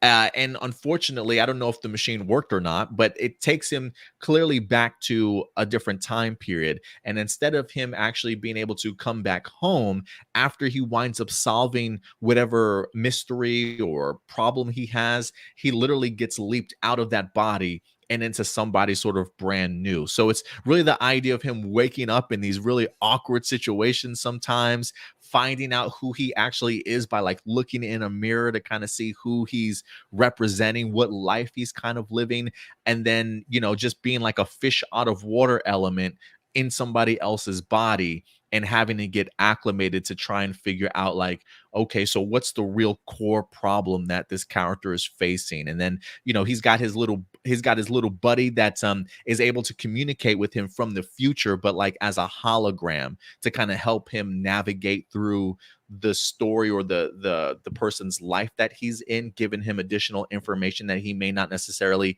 be privy to. So it's pretty cool to kind of see him have that connection to the future, but unable to kind of get home. And so for me, again, it definitely goes back to the idea of empathy, being able to be in somebody else's shoes, seeing the struggles that they have to go through that maybe this scientist has never experienced in his whole life, sort of thing. So when you say the idea of like social commentary, that's exactly what I'm kind of expecting from this series, especially just based off of the climate that we're certainly in these days. Like, I feel like if there is anything that's missing from this world, it's probably the ability to just not only be empathetic towards one another, but just to be just really understanding in that sense. And so for me, I'm really hoping that if anything, this series, I'm hoping, really does wonders for society. Like, I really do hope that it has a really big impact kind of going forward, because I think this is something that that we all kind of need. And honestly, Story, going back and just thinking about television series back in the 80s and 90s and stuff, I always felt like they kind of challenged us as a society, whereas not so much anymore, I feel like. But maybe I'm wrong in that regards. You're muted. I was gonna say, yeah, I think it always like just kind of depends. Like, I do think there are plenty of modern shows that also like to challenge people, but you know, there's also just there's always going to be a bunch of shows that try to play it safe. But I think like a lot of times you don't really tend to think about the kind of more risky moments until you look back on them years later, after the shows have already ended, and like kind of you're looking back. A lot of times it's when you're looking back at a show as an adult and you realize, oh, these shows have always had these deep layers. You just never really had a chance to look into them until now. That's a good point, Yeah. because even you're right, there are a lot of modern television shows that do have its own social commentary that certainly try and prove points or showcase different points of views and things like that, or at least get their certainly their voices heard. I think for me, if anything, I think maybe because I was still pretty young when this series dropped, that I think it probably had just that much more of a deeper impact on me now, back then, than it Mhm. certainly does now, sort of thing. So definitely one of those lasting impressions that always kind of stuck with me, and one of the reasons why I love Quantum Leap so much. But I really hope that this gets pulled off. One, I would love to see Scott Bakula return in anything, but I think the premise was always a great one, and one that I definitely think, if anything, more than now, certainly needs to kind of be brought back for society, honestly. But so I'm looking forward to it. I really am. Yeah, it definitely sounds interesting. I don't know if I'd go back and watch the original Quantum Leap to get ready for it, but I would definitely still check out the reboot regardless. Yeah, definitely go ahead and do that. All right, guys, but let us know your thoughts in regards to Quantum Leap. What's your relationship like with the series? Have you checked it out for yourself? What are your thoughts in regards to the idea of them rebooting it for a sequel? Let us know your thoughts in the live chat or the comment section box below.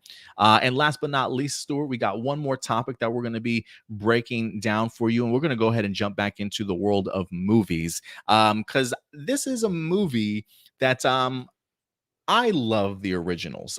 For those of you who are big action film fans, especially maybe like international action films, The Raid takes the cake. For some people, they call The Raid and Raid 2 some of the best action movies that we've had in our more modern time. It's kind of hard to argue with from time to time, unless you look at something like John Wick. But The Raid has always left a very lasting impression on me. I think The Raid, I got introduced to the first Raid movie Blu-ray style, seeing it after it had already been released internationally. Had the opportunity to finally check it out on Blu-ray. Somebody had suggested it to me, and it blew me away. Just some of the action sequences, the simple premise, how incredible it was. And thankfully, when they released the Raid 2, which somehow is an even better movie, if you ask me, they did have limited release in the US. And I did have the opportunity to check out Raid 2 on the big screen, which was a fantastic experience in and of itself. But the Raid and Raid 2 definitely hold a very close place in my heart in regards to great action films. So anytime anybody mentions the idea of rebooting, reimagining these type of films for more American audiences, there's always a little bit of worry that definitely creeps into the back of my mind, especially when it's a project that you kind of, I don't want to say take away from the actual creator, but when the creator maybe not necessarily be as hands-on as you certainly would like. There's always going to be that level of worry to see, like, can you create the same magic that you did for the original in regards to this remake. Well, ladies and gentlemen, the Raid remake is in fact happening, and they seemingly have their crew ready to go. And I wanted to go ahead and talk with you about this, Stuart, because we've got some pretty interesting names attached to this project that definitely deserve some talking points for sure. This comes to us from Deadline.com. Michael Bay, Gareth Evans, and Patrick Hughes team on a new reimagining of Gareth Evans' The Raid for Netflix. It says this is an exclusive article. 3 of the biggest action directors in the game are coming together to help give a new spin on one of the decade's most acclaimed action picks. Sources tell Deadline that Netflix has come on aboard a reimagining of Gareth Evans' cult classic The Raid, tapping Patrick Hughes to direct with Michael Bay and XYZ Films on board to produce. Evans will executive produce along with Range Media Partners, which reps all 3 talents. Hughes will also co-write the script with James Beaufort. So for those of you who don't know, it says the original film was written and directed by Gareth Evans and followed an elite Indonesian SWAT team that becomes trapped in a tenement run by ruthless mobsters and his army of killers and thugs. The film premiered at the 2012 Toronto Film Festival and earned instant praise from its insane action sequences and turned Gareth Evans into one of the festival's biggest stars. Sony Pictures would release the film, which gained a cult fan base that would lead to a sequel, The Raid 2. Hollywood has been trying to reboot the title ever since, and it looks like the one that finally made it to production. This version is set in Philadelphia's drug-infested Badlands, where an elite undercover DEA task force climbs a ladder of cartel informants to catch an elusive kingpin. It does say, they do mention, they say, we're incredibly excited about Patrick Hughes' unique vision for this film. It's a distinctly original take on the material, which promises to pay great respect to the original film while also bringing a fresh approach and perspective that will set its own course in the action genre.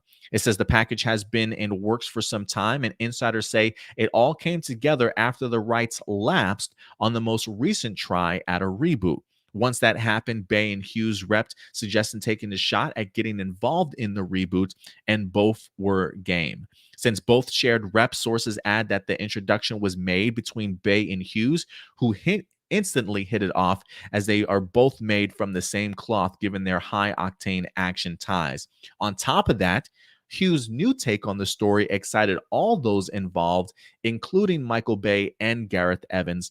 And after taking the package around town, Netflix was aggressive to get into pole position to land the package. It's recently closed the deal following a lengthy negotiation.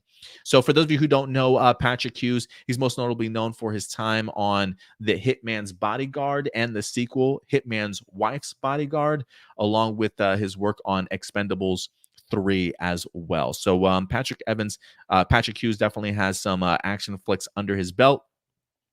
So, Stuart, I'm going to pass this over to you first. I got to think you've watched The Raid, right? And if so, what's your thoughts in regards to hearing this? Michael Bay, Patrick Hughes, Gareth Evans, all on board for this reimagining of The Raid of Netflix. What are your thoughts, sir? The Raid was an awesome action movie, and those of you who have not seen it, I definitely highly recommend checking it out. I saw it because we were playing, it was actually when I first started working at the movie theater, we were playing The Raid 2 temporarily at our theater, and I walked into a scene of it because I was on a 15-minute break, and I'm like, this looks like the coolest action movie ever. So that's what got me into watching the first Raid movie. I just had to tell the story of how I discovered it because, it's just freaking amazing. But anyways, my thoughts on them doing an American remake on it. Let me just say this. I'm not fully against the idea of an American remake of The Raid, just because I do think that you could take that story and do something completely different, because the way law enforcement works in the US is very different. So I feel like you could actually have your own very unique take on that. It would be a very different story, and I think it would work for the movie's benefit. That said, I don't think that's what they're going to do with it. I feel like knowing who they got directing this and who they got working on it, I feel like it's literally just going to be the exact same movie, but with American actors. And it's going to end up being like one of those things of, why'd you even bother doing this to begin with if you're just going to make the same movie, but with watered down action scenes? Yeah, I can definitely understand that. There is definitely a level of worry and concern that I have. I mean, listen, don't get me wrong. Like the fact that Gareth Evans seemingly is excited about this concept. I mean, they Michael Bay and Patrick Hughes definitely approached Evans in regards to their spin on things, and he seemingly is on board, um, at least in regards to producer. So I guess maybe what Evans saw was kind of appealing to him enough to give them the thumbs up for it. But I'm still hesitant on the idea of Gareth Evans like not being in charge of this. I mean, it feels like while the premise certainly seems there, here for the U.S. though, it's in Philadelphia, and you've got their SWAT team or DEA team that's going to be going through, you know, cartel bosses and stuff. I'm assuming it's going to be sort of the same apartment tenant sort of thing. I'm not expecting these DEA agents to know karate, though. So I'm wondering if it's going to be like a more gun fu sort of John Wick level of action. While for me the raid wasn't very story heavy, the concept was pretty cool. I felt like the Raid 2 was more story and character based than anything. So the idea of maybe having a pretty simplistic script with great action feels like it's right up Michael Bay and Patrick Hughes's alley. So I'm not expecting anything really impressive when it comes to performances or premises of the story. So I get what you're saying in the sense that it might just feel like a copy and paste sort of thing, but you bring Michael Bay and Patrick Hughes in if you just want balls to the wall action. And the raid definitely contains that. I just don't know if it's going to be as enjoyable as the raid. I would much rather just have Gareth Evans just give me a raid 3, please. I would love to see him do that. Or if they are going to reimagine it, like just be like, hey, Gareth, can you come on board and write the script for this at least, or something like that? I would love to have seen him a little bit more involved in just executive producing. I mean, like the idea of giving somebody the thumbs up, that's a little comforting, but I'm still worried and concerned. I really don't have my hopes up too high. I'm definitely gonna go ahead and check it out because I'm a huge fan of the raid. And if you have not checked out the raid, do yourselves a favor, check out the raids 1 and 2 if you get the opportunity. I feel like they definitely have gotten better in time. But I don't know why Gareth Evans never decided to do a third one. I felt like he's got such a cult following.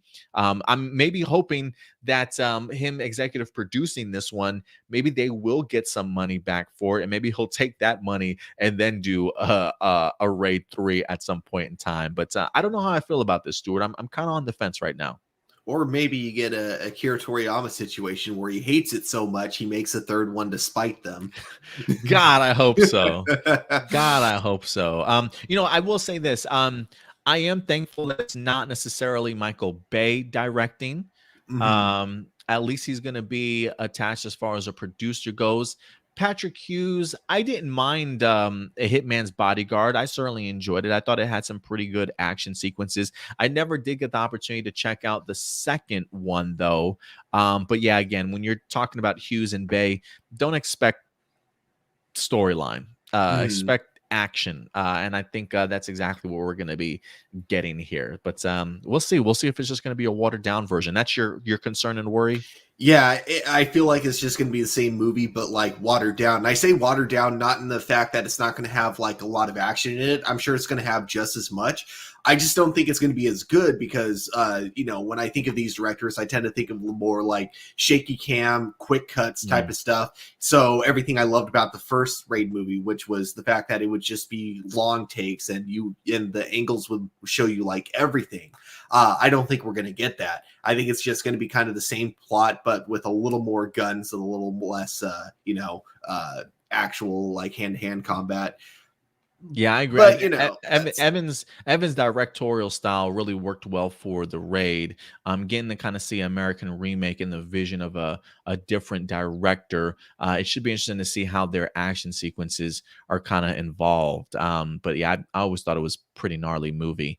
Nathan says, I know fans are thinking, no, because I don't know. It's happening. So we shall see how it goes. Yeah, it's happening regardless if we want this movie or not.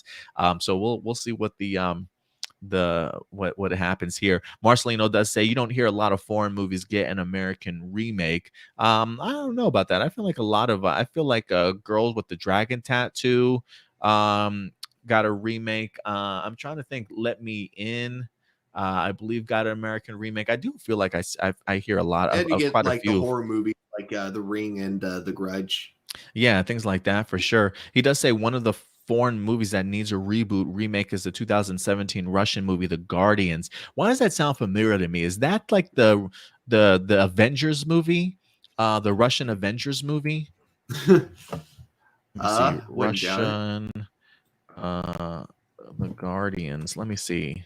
It's a 2017 film. Oh yeah, it is. It's like the Russian Avengers movie.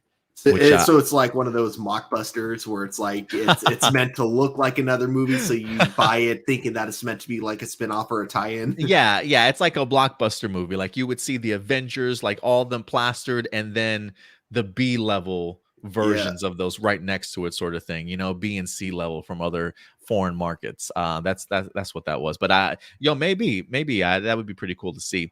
We'll see what happens here, guys. If you were big fans of The Raid, what's your experience with those two movies? How did you certainly enjoy it? Are you still hoping for a Raid 3? And are you going to go ahead and give this American remake a shot? Definitely go ahead and let us know your thoughts in the live chat or the comment section box below, guys. And with that, Stuart, I think that will in fact actually wrap up all of our live viewer, not our live, all of our main topics for the day. So if anything, I think it's time for us to get into some live viewer questions today, man. Are you ready to go ahead and dive into these with me? Definitely. Let's do it. We got quite a few. Let's see here. Jessica Friedman, is The Flash going to end with season 8 or is it going to end with season 9? And are there plans for Oliver Queen to come back for a 10-year anniversary? For the second part of the question, I hope so. As for the Flash ending, I have no idea. I'm pretty sure it's safe to say season 8 will not be the last because they usually announce when a show's ending like at the beginning of each season. So I think we still got like another 9. I think we got like season 9 for the Flash coming. I say just push it to 10 if you can. If you've got good storyline material to tell, at least we'll see how season 8 goes. Goes. There's still much more to go. Let's see here. This is from Marcelino Vasquez. He says, today's questions are villain themed. Awesome. When it comes to the MCU Taskmaster, a lot of comic book readers did not like this adaptation because it didn't feel like the Taskmaster from the comics. However, Nando versus movies made a good argument that just because we never saw the comic book version of Taskmaster, that doesn't mean he will never appear in the MCU. He brought up examples like how a lot of people did not like Ben Kingsley's Mandarin, but the true Mandarin was eventually brought into the MCU in Shang-Chi, or how we didn't see an evil, rich, scheming Zemo, and how we thought his story was over in Civil War, but we saw more of his story in Falcon and the Winter Soldier. What do you think? Yeah, like I definitely think when it comes to that kind of stuff, when it comes to the MCU making their own changes, that doesn't mean the original version isn't still out there.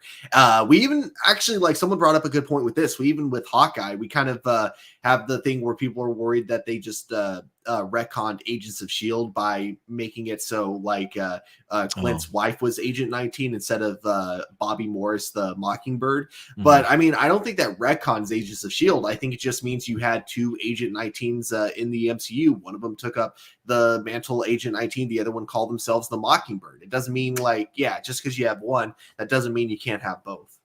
Yeah, no, I definitely agree with you there. And yeah, I do see a place in the world where a taskmaster could be certainly used again, right? I mean, it could be the idea like, look, in Black Widow, maybe that concept and idea sort of failed, but maybe a villain comes along and says, you know what, there was one aspect about that plan that actually worked. Let's see if we can sort of reboot this taskmaster sort of project and program and sort of improve upon it. So could the taskmaster certainly come back? Absolutely. But I don't think that doesn't take away from the missed opportunity from the first time around, right? Mm-hmm. Like, I appreciate the idea of what they certainly did with the Mandarin. It definitely did come full circle, but at least sitting down and watching Iron Man 3, there were definitely some people that were butthurt. I really appreciated the twist myself personally. It didn't bother me as much, but I am at least glad that that's something that they went ahead and revisited. For me, I definitely was one of those people that Marcelino was talking about comic book readers that weren't too fond of that concept in regards to how the Taskmaster certainly came across. It just didn't personally work for me, but it doesn't mean that that opportunity isn't out there again. So I definitely agree with you and him, Marcelino, that yeah, there's always an opportunity that Taskmaster comes back in a more comic book version than we've known before. And you going back to Hawkeye, one of the people that came to mind when you started talking was the swordsman, Mm-hmm. Jack Desquis. I can't pronounce his last name, but I would literally love to see, like, even though I did love the first impression of him as swordsman, there was a part of me that was like, can we get a costume? But I do want to see him get a costume eventually. Mm-hmm. So yeah, we'll see what happens there. Why didn't George Lucas or Dave Filoni make General Grievous better in Clone Wars? The Clone Wars turned a bunch of unlikable characters into fan favorites, but General Grievous didn't. In fact, he was made worse than how he was used in the movies. I mean, they kind of had to because in episode 3, they mentioned that he's a coward that always retreats. So, I mean, when you kind of have that as canon and you have to work with that, it makes sense that that's how he was treated in the Clone Wars. Yeah, I guess you make a good point there. Yeah, I don't know why they didn't make him better in the Clone Wars series itself. Ooh, if you want a version of General Grievous that's actually like, threatening, I definitely recommend watching Clone Wars, not the Clone Wars, but the basically the 2D animated shorts that were just called Clone Wars. Yeah, those were fun. Yeah, his introduction in that was actually pretty cool. Yeah, I would definitely recommend that too. That's a good callback. And lastly, which Marvel solo movie villain do you wish was an Avengers villain instead? Um, Wait, sorry, what was the question? Um, which Marvel solo villain do you wish was an Avengers villain instead? Oh, okay, I see what they mean now. It's a good question, actually. Hmm. Which solo villain? Which Marvel solo villain? So I'm assuming a villain from a solo film Yeah.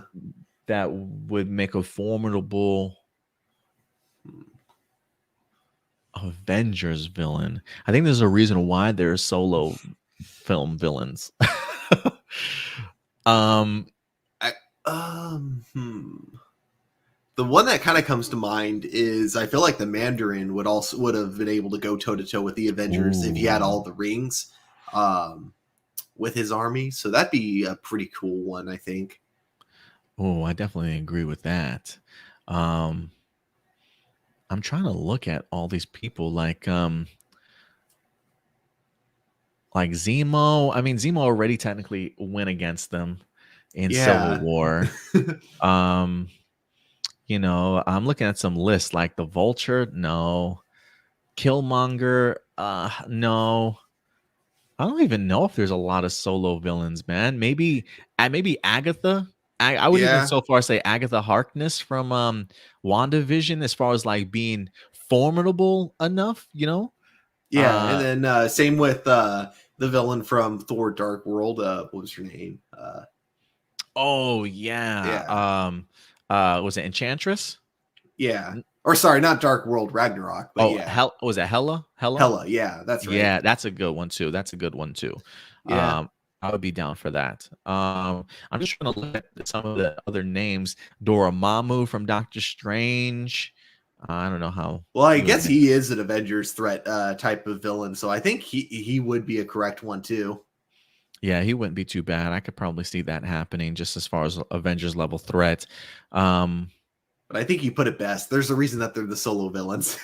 yeah, yeah, like they couldn't handle a whole entire group of people, especially like a team like the Avengers. Yeah, I'm just trying to look through other Red Skull is an option up there too.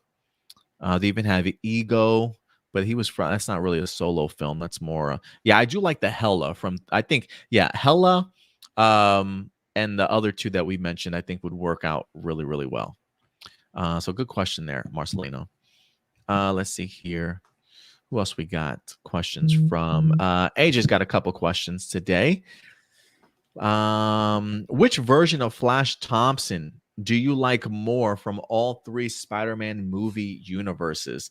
The huge asshole douchebag Flash Thompson from the original Toby, the sympathetic one from Andrew Garfield's, or the funny frenemy from Holland?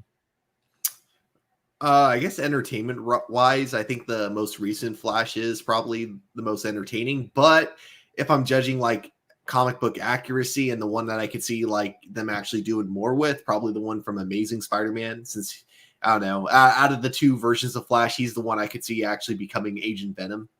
I don't even remember Flash Thompson from the Andrew Garfield films. I'll have to maybe revisit that one.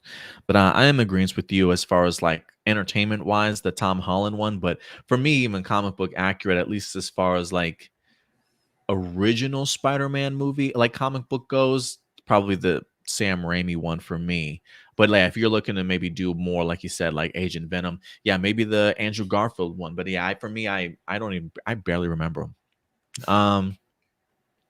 Number two from AJ, do you see DC eventually doing an event similar to No Way Home, with bringing back former live action Michael Keaton, Christian Bale, Ben Affleck, and of course Robert Pattinson?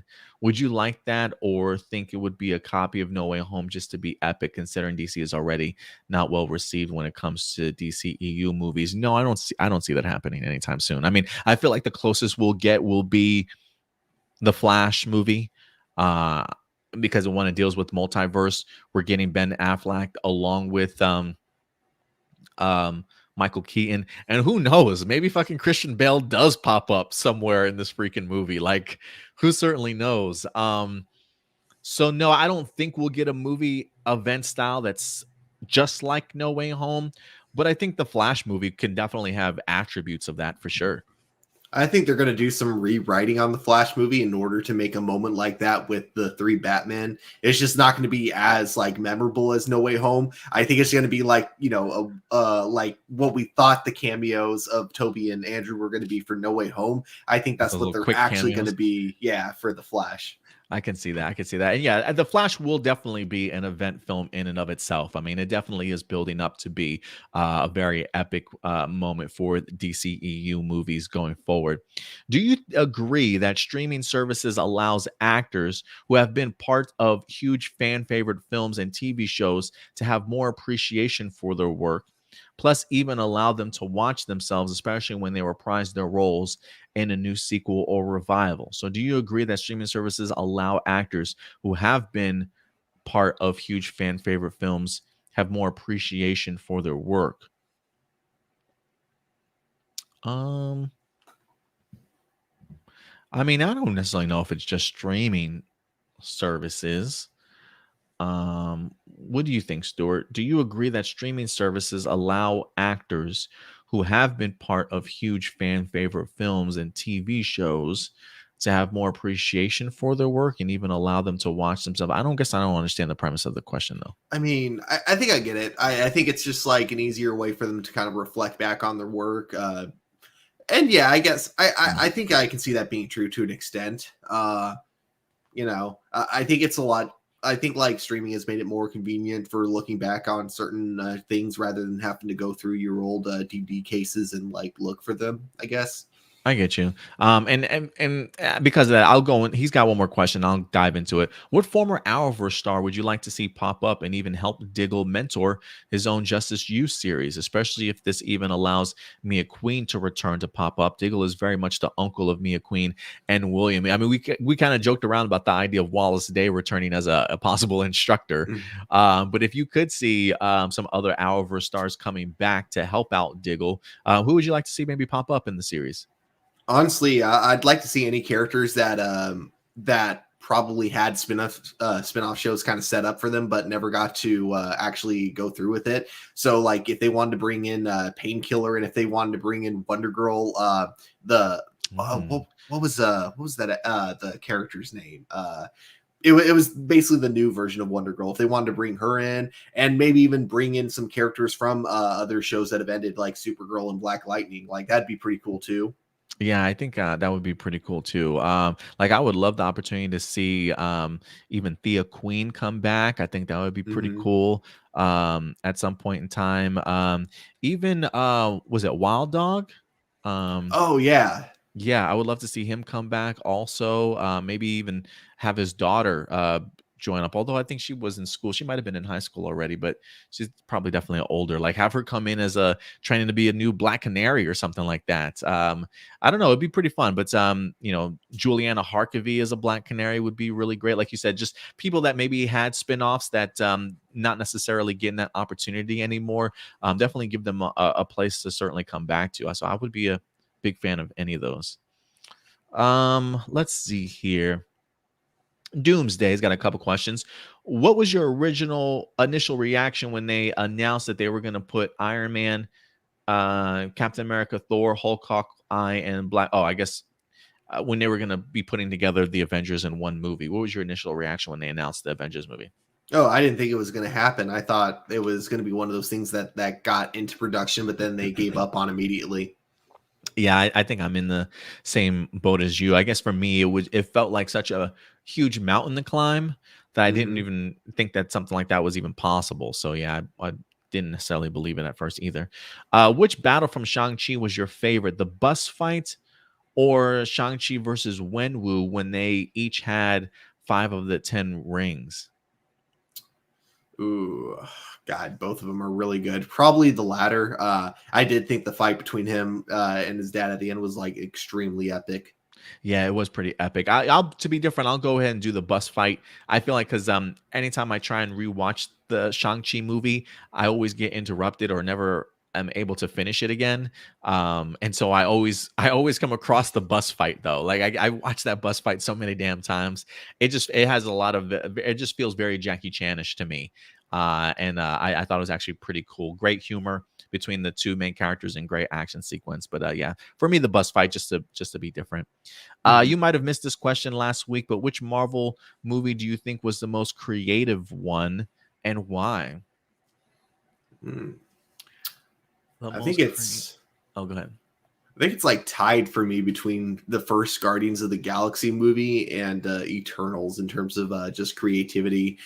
Just with how much lore they bring in from each of their own movies, and like the way they're able to not only build on what was already there but really expand it into like this kind of cosmic level that brings like layers that we didn't even think to look for in the MCU.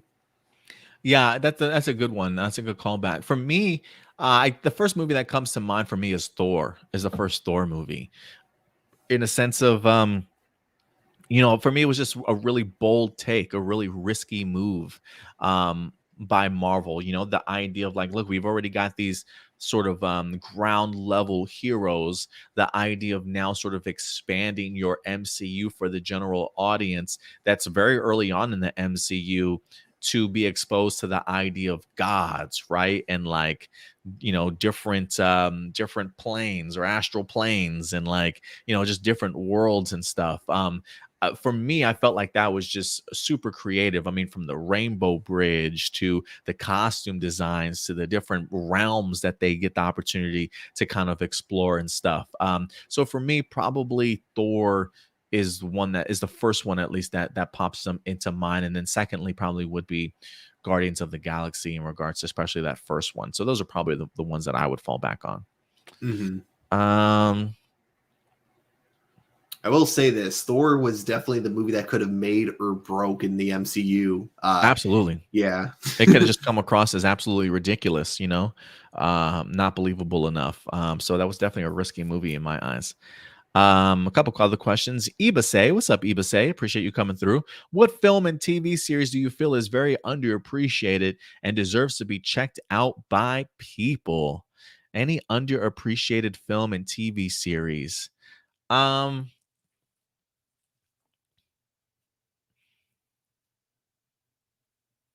I know a lot of people have probably already seen Man of Steel, but I still think it's underappreciated as a Superman movie, but that's just me. Television series, I would say television series, I'd say go ahead and check out The Gifted. The X-Men series that was on Fox for a brief period of time for a couple of seasons. I don't really know how many people checked it out, but if you are interested in seeing X-Men brought to like a network television series, definitely check out The Gifted. It is one of those things that when it got canceled, I was really bummed about. I really wish that they had like continued it or somebody else kind of picked it up. But I would recommend The Gifted if anything. I think with movie, I'm gonna go with Eternals. Like I'm still kind of surprised a lot of people didn't like that movie because I thought it was actually pretty unique. Television wise, I'm gonna go with the Clerks animated TV show because that seems to be one that like every time I bring it up, like no one seems to even know it existed, which is too bad because to me it was actually really funny. Yeah, I definitely agree.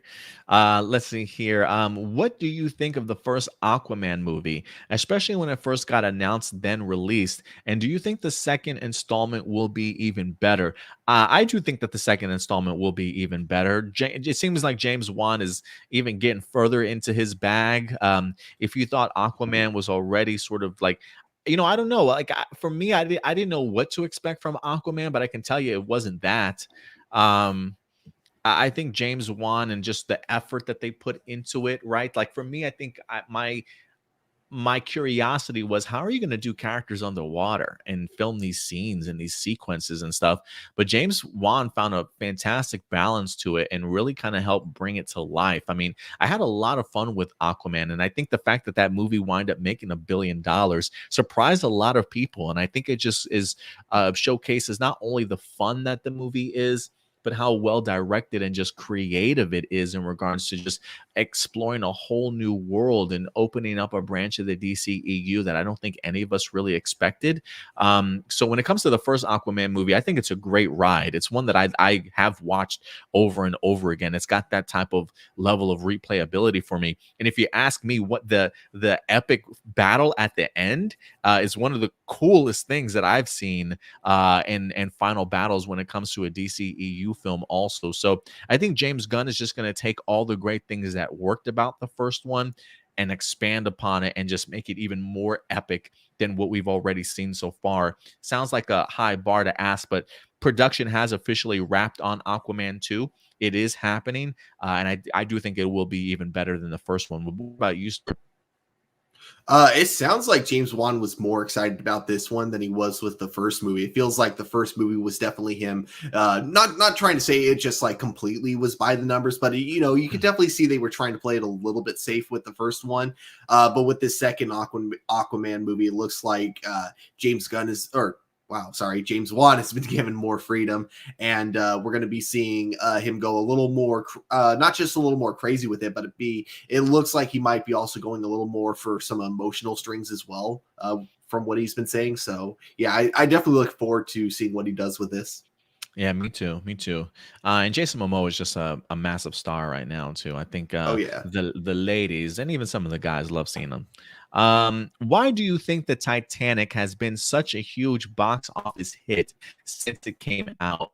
And why is it still being recognized to this day? And especially with No Way Home nearly surpassing its box office records. Would you like to see a modern day spin-off series of the Titanic in live action or animated, or just keep it as it is?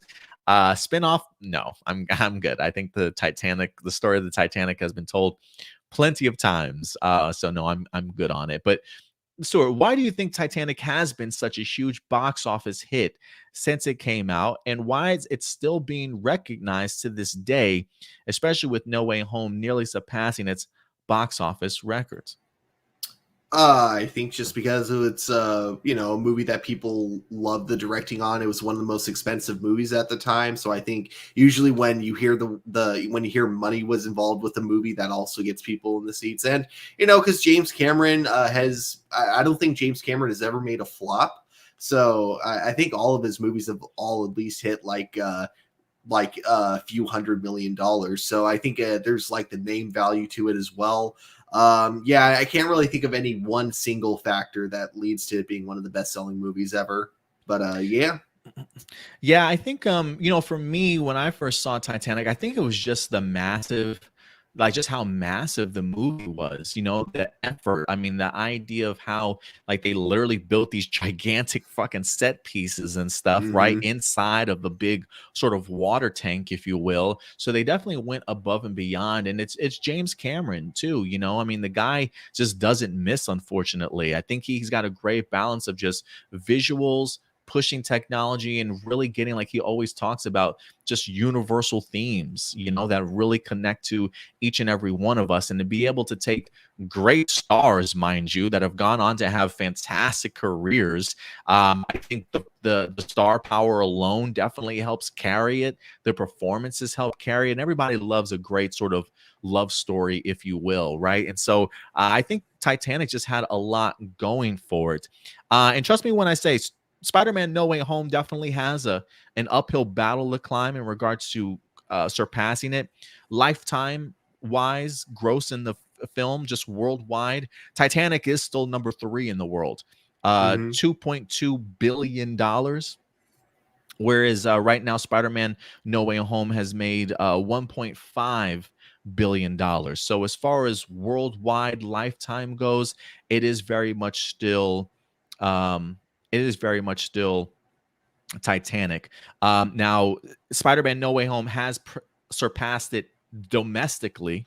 Domestically, Titanic only brought in $659 million, where Spider-Man No Way Home is $683 million. So it just barely passed Titanic domestically, but understand worldwide, Titanic definitely still holds that category of king in the third position. So I know listen, Titanic is a movie that still to this day I can put on every once in a while and go ahead and rewatch. I don't even know how many times I've rewatched that movie, but it still gets me pissed off every time Rose doesn't move over on that damn headboard, for Leo's character. But yeah, I think it's just James Cameron's incredible writing, his use of universal themes. This was a huge moment in just real history, if you will, in regards to the sinking of the Titanic.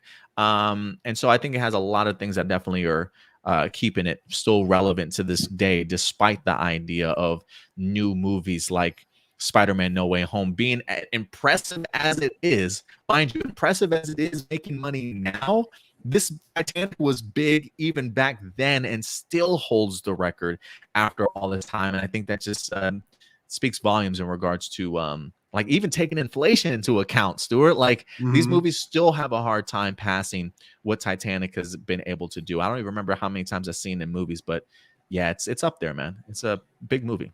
The other thing, and this is going to be super immature, but I think it actually might be a factor, is that you got to keep in mind Titanic came out in the 90s when the internet was still very new. So I think the idea of boobs in a PG-13 movie also helped. Hey, it was artistic, man. It was artistic. Okay. Yeah. But I'm just saying, high schoolers, man, back then, I could see that being like their main reason for wanting to see it. Hey, man, you want to see boobs and be able to get in without your parents? Check out Titanic.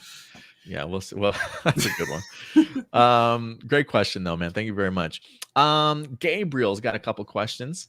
How I think um how I think Black Panther 2 should handle T'Challa's passing. Please don't be angry for me for saying this. He says the in-universe explanation for his death should be simple. He died after a long battle with cancer while being a hero to all until the end. There's no shame in making that the reason of his death and acknowledging how much of a hero Chadwick Boseman was both on screen and in real life. It also reflects how he was able to stay strong as both T'Challa on screen and himself, despite the toll it took on his body. Finally, it would be implying something that many agree Chadwick embodied T'Challa perfectly. He is T'Challa. I would also honestly really like it if they literally just say that T'Challa had cancer. It's a good way to ground these characters and remind us that even after all they've done, they're still just humans, which in my opinion makes them even cooler. Also, great representation for people struggling with cancer. It means, I mean, it's pretty cool to think that even with cancer, T'Challa and both never gave up and kept fighting. And you know what, Stuart? I, we don't know exactly how they're going to handle it when it comes to the MCU. For all we know, that could be how they handle it. You know what I mean?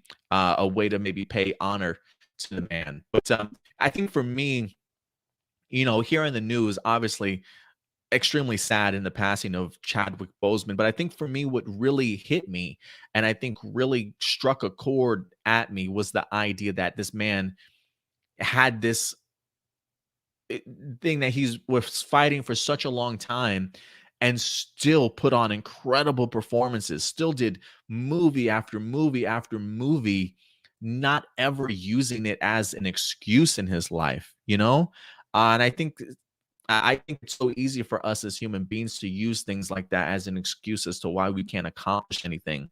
But to be able to see everything that he went through and still push through, that does even make me even prouder of the man that Chadwick Boseman certainly was. And I didn't even know the guy. But I would be open to them handling that situation that way also.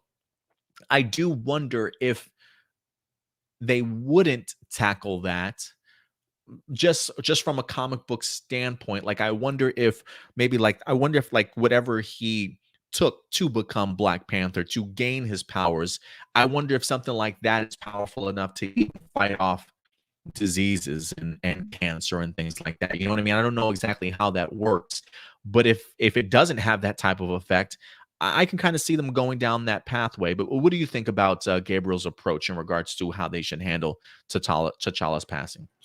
Honestly, it's one of those things where if I was Kevin Feige and I had to make a decision right then and there, that's probably how I would go for it as well. I think like realistically, what I would do first though is definitely talk to kind of the family members to get an idea of what they would think of if we handled it a certain direction. But I do think that if I had to make a decision on the spot, that is definitely what I would go with as well. Because yeah, I do agree also with the idea of just it does really help ground superheroes and just kind of show, even though that they're bigger than life itself, they still have the same vulnerabilities that we as people do. Yeah, I think the message will certainly go a really long way. I'm not open or closed minded to just think one way is the best and only way to handle T'Challa's and Chadwick Boseman's situation. I am opening to hearing theories and speculation on different ways to certainly handle it. I definitely never want to pass judgment on MCU project before I even have the opportunity to see it first for myself. So I'm definitely going to give MCU the benefit of the doubt, especially with somebody like Ryan Coogler and the rest of the team. I think they know and love Chadwick and his family enough to handle it properly. And however way it's certainly handled, I'll probably roll with it. I'm definitely not going to push against it because I do think that there are multiple ways, not just one particular way that this can certainly be handled. What do you think though? Yeah, no, I fully agree with you. I think like the biggest challenge of this is I just don't think there's a correct answer. There's not Yeah, I really a don't think correct way so. to handle it. And that's why there's like a lot of people on the internet currently like very mixed on how they should continue the series going forward. Yeah, and to each their own. I'm sure everybody's going to have certainly their own thoughts in regards to how it's handled, but we'll see how it goes here. We'll see if how it fits just storyline purposes when the movie is released. He says also my quick thoughts on the Suicide Squad 2021 movie. Not only did it find the nastily enjoyable vibe that eluded its predecessor, but it also tells a story worth following while balancing its most appealing characters with others whose disposability. Doesn't prevent them from being good company on screen. Bonus, unlike Ayer, Gunn never looked at Robbie as he's hoping for a lap dance. I mean, who knows? Maybe he did. He just didn't write it that way. James Gunn absolutely killed it with the Suicide Squad. The film is bloody, chaotic ride from start to finish that finally does justice to Task Force SX. It's endlessly shocking and funny, and it showcases of F-list DC villains is nothing short of brilliant. A huge A+ for me. Yeah, I definitely did enjoy just seeing these characters that nobody knew about. Certainly bringing them to the forefront, and that's definitely one of James Gunn's is strength, and I think that's what we talked about a little bit when we discussed Peacemaker earlier at the top of the episode. But to be fair to Ayer, I don't necessarily know if that was his full movie that we've gotten, right? Like, I think there's a reason why people are saying release the Ayer cut. I would be curious to see how vastly different it certainly is. But look, there's nothing wrong with Harley Quinn being a little bit sexy. I'm sure there's a reason why Joker absolutely loved her. She's sexy and deadly all at the same time. You know what I mean? It's the really you win, and then like it works perfectly for the Harley Quinn character. So I didn't mind how Ayer certainly used her, but it's always cool to kind of see two different directors and how their visions align with characters and trying to really bring them to the forefront. Like Harley Quinn's character has had that opportunity to evolve since that particular movie also. So I think there was a lot of other cool ways they can certainly handle her going forward. But I agree, man. I was a really big fan of the Suicide Squad movie. What about you, Stuart? Yeah, it's probably one of my new favorite DC movies ever. It was definitely one of the best movies I saw in 2021. Yeah, most definitely. And then last set of questions here we got from Michael Rhymes. What's up, Michael? Appreciate you coming through.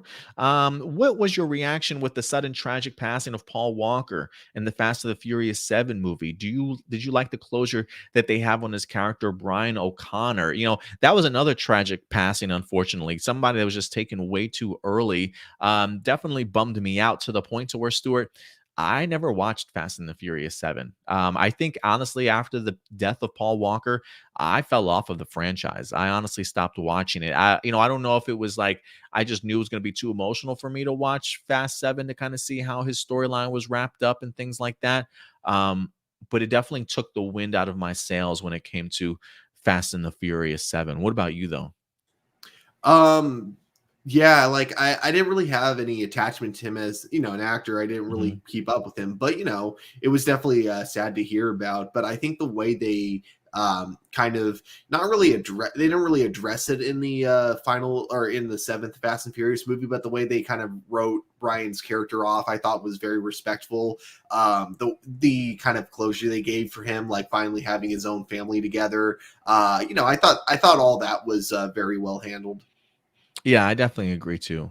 Um, what did you think of the 2017 Power Rangers movie? I thought it was really solid modern take on MMPR. It sort of gave Breakfast Club vibes with the Rangers. I do feel it was held back a little bit by the usual Michael Bay isms, but overall, a really good movie. I also wish each ranger had their signature weapons, not just the power sword. I liked it so much that I saw the movie twice when it was in theaters. The visual designs for the Zords were really bad, and they did wish that they had actual morphers and a real morphing sequence, not just energy coming towards them in a command center. Disappointing it will never see the light of day with the sequel. Hope Hasbro's new revamped universe does very well. Yes, Hasbro, please take note in what worked and what didn't work from the 2017 movie. You definitely bring up some great points in that regards, Michael, for sure. But yeah, I think we all stand in the same place, Stuart, right? Like we really enjoyed the 2017 movie, but it's certainly not without its downfall. You know what I mean? Its downsides. Yeah, I think for me, the biggest downside was that, the action itself, the actual Power Rangers part of the movie was incredibly underwhelming. Whereas, like, I think they got the characters down perfectly. I think it was a really good, like, high school drama in that sense. And I think they got, all that stuff correct. I just wish the payoff at the very end was a lot better because it was just so watered down compared to what I was expecting. Yeah, I mean, like, I feel like the approach to the movie was a great approach. I think they had a really Mhm. great concept and idea in mind, but the execution of the most valuable part of a Power Ranger movie, the Power Ranger aspect, just unfortunately, like, they forgot about it. They were like, it feels like they were writing this movie or filming it, and they're like, "Hey, this movie's like 2 hours long, guys." Like, "Oh shit, really? Oh, okay. Get some costumes, get some Zords. We got to have a battle at the end, sort of thing." And it just felt like they almost forgot what Power Rangers was kind of all about. But I agree, it definitely had a Breakfast Club sort of vibe. I really appreciated the character work.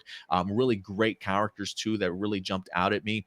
RJ Seiler to me is always going to be like the best rendition of Billy that I've seen. Like I just really appreciate certainly his take on the character. But yeah, when it comes to just the Power Ranger aspects, they definitely dropped the ball. So we'll see what happens there. But other than that, guys, I think that's all of our live viewer questions for the day. So thank you very much, guys, for everybody that certainly participated, bringing in some of your questions and points of view as well. Always good to hear what you guys are definitely saying. Couple comments real quick. Marcelino Vasquez does say, going back to Taskmaster, he says he is the Deathstroke of Marvel. So people want that character so bad.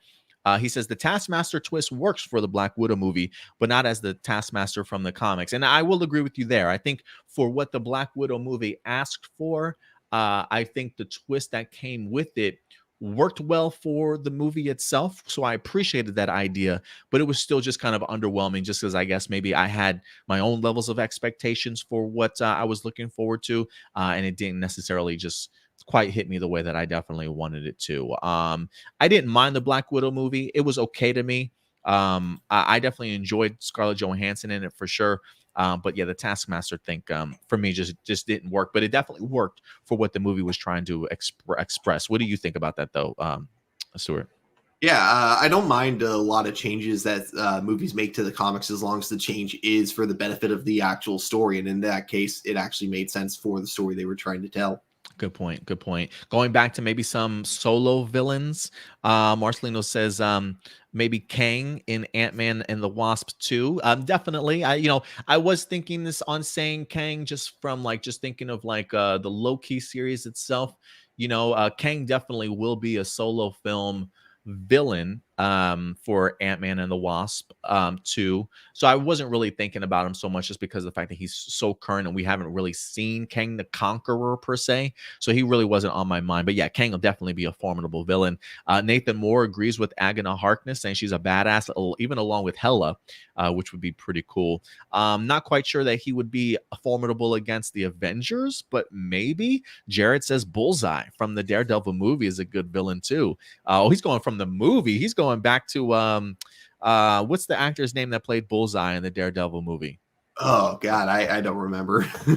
It's Colin Farrell, isn't it? Yeah, I think it's Colin Farrell.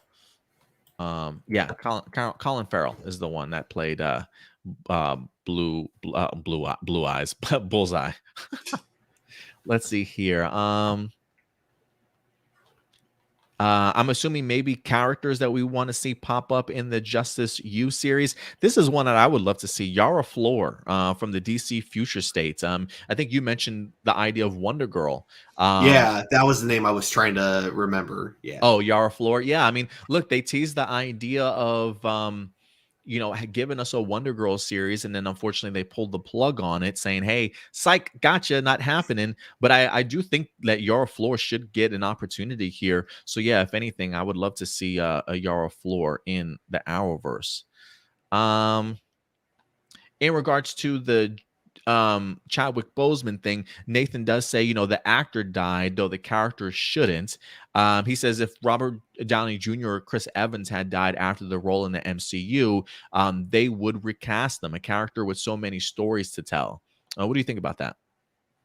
I mean, yeah, I feel like if it was early on in the MCU, then yeah, they probably would have done the same. But I think with it being the MCU being fully established the way it is, I feel like now they're at the point where like with Kevin Feige, it feels like from him, he sees it as like the actors are what kind of really make the characters who they are. So I feel like the worry about recasting Chadwick Boseman is the fact that he already put a lot of himself into the Black Panther character. So it would just I feel like for a lot of the producers, the reasons they don't want to recast is because it just wouldn't feel like the same character at that point. Yeah, and to be fair, I think when it comes to Bozeman, and yeah, I definitely respect your opinion, Nathan, for sure. But I think also, yeah, we have seen Bozeman in more than just sort of one movie. It's not Mhm. necessarily like this was Black Panther and then he passed away. I mean, we've seen him in Civil War, we've seen him in Infinity War, we've seen him in Endgame, also, right? So he's had some time to definitely establish himself as a character. So I don't know. Like I said, I can see it either way, Nathan, for sure. I don't think anybody's opinion is certainly wrong in regards to that. Frank does say, what's up, Frank? He says, Chadwick was phenomenal. I wonder if the same points could be made about Christopher Reeves as Superman and the spinal cord injuries. Well, that happened, I think, after his run on Superman, right? And so, if anything, I don't think we got another Superman movie for years after that, except for the Brandon Ralph stuff. But I think he had already had his spinal cord injury after his fourth Superman. Mhm. But yeah, I think other than that, guys, oh, for you wrestling fans, Datilla says, "Oh God, Red Notice. I'm getting Survivor Series flashbacks." If you guys didn't check out Survivor Series, I believe Vince McMahon had gotten like the actual golden egg from the Red Notice movie, like the prop itself. I think Dwayne the Rock Johnson might have given that to him in order to showcase it and tie it into Red Notice, the movie itself. Like somebody, I think, stole the egg from Vince McMahon. Like homeboy came out, he like showcased it to all the wrestlers and stuff. He had it in his office, and I think somebody might have like stole it from him, or I think in Survivor Series he was trying to figure out like who took it or something like that. But yeah, definitely those Dwayne the Rock Johnson and WWE connections go deep. And that's why Dwayne Johnson is one of the best paid actors in Hollywood, because you're going to get that type of promotion for your Promotion. stuff. So, Yeah, dude. yeah. Yeah, dude, it definitely makes sense. All right, guys. Other than that, that will certainly go ahead and do it for this weekend show. If anything, we definitely will be back for you guys next weekend, every Sunday, going live at 11 a.m. Central Time. We only have, I think, maybe like 1 or 2 more weeks left of actual football. So once football season has concluded, if anything, we probably will be pushing our live shows back to noon Central Time on Sundays. But I don't know. Maybe we're getting into the swing of things at 11 a.m. What would you prefer, Stuart? Oh, You definitely. I would missed the love that noon? hour of sleep, that extra hour. Give it to me. I get you. I get you. So once the football season concludes, guys, we probably will be changing the time for this particular show. But thank you as always for you guys waking up early and joining us for our Sunday commentary. But Stuart, if people want to go ahead and reach out to you on social media, sir, where can they find you? You guys can find me at TurboStew01 over on Twitter. I did not write it down here when I signed in, so my bad. But yeah. No problem, man. And if you guys want to definitely go ahead and follow us on social media, you can do so right here up at the top. APlus Opinions, very active over on Twitter. You can also check us out over on our Instagram page, and definitely follow us over on Facebook, ladies and gentlemen. Again, that's where we get all of our topics that we break down on the show here for you at the end of the week. And that's where we post all of the articles, news, trailers, posters, memes that are certainly popular these days to keep you guys up to date in regards to what's going on in the world. Also, if you would like to go ahead and join our Discord forum community, this is a great opportunity to go ahead and continue to grow our community outside of our YouTube channel. Our Discord community is home for not only our APlus Hero Report subscribers and viewers, but also our APlus More Phenomenal YouTube channel viewers and subscribers as well. It was originally part of our Patreon, but we have officially made it open to the public. So if you enjoy joining Discord forum communities, I will put a link in the description box below for your guys' invite. And there's a plethora of other topics to definitely go ahead and talk about over on Discord. So use it as a wonderful opportunity to get to know not only ourselves, but other people in the community and have some great discussions each and every day. But other than that, guys, I think that's going to wrap it up for us here. But we will be back again next Sunday live at 11 a.m. Central. But until then, Do us a big favor as always, guys. Take care of yourselves, take care of each other, and keep it A plus. We'll talk to you guys later. Bye.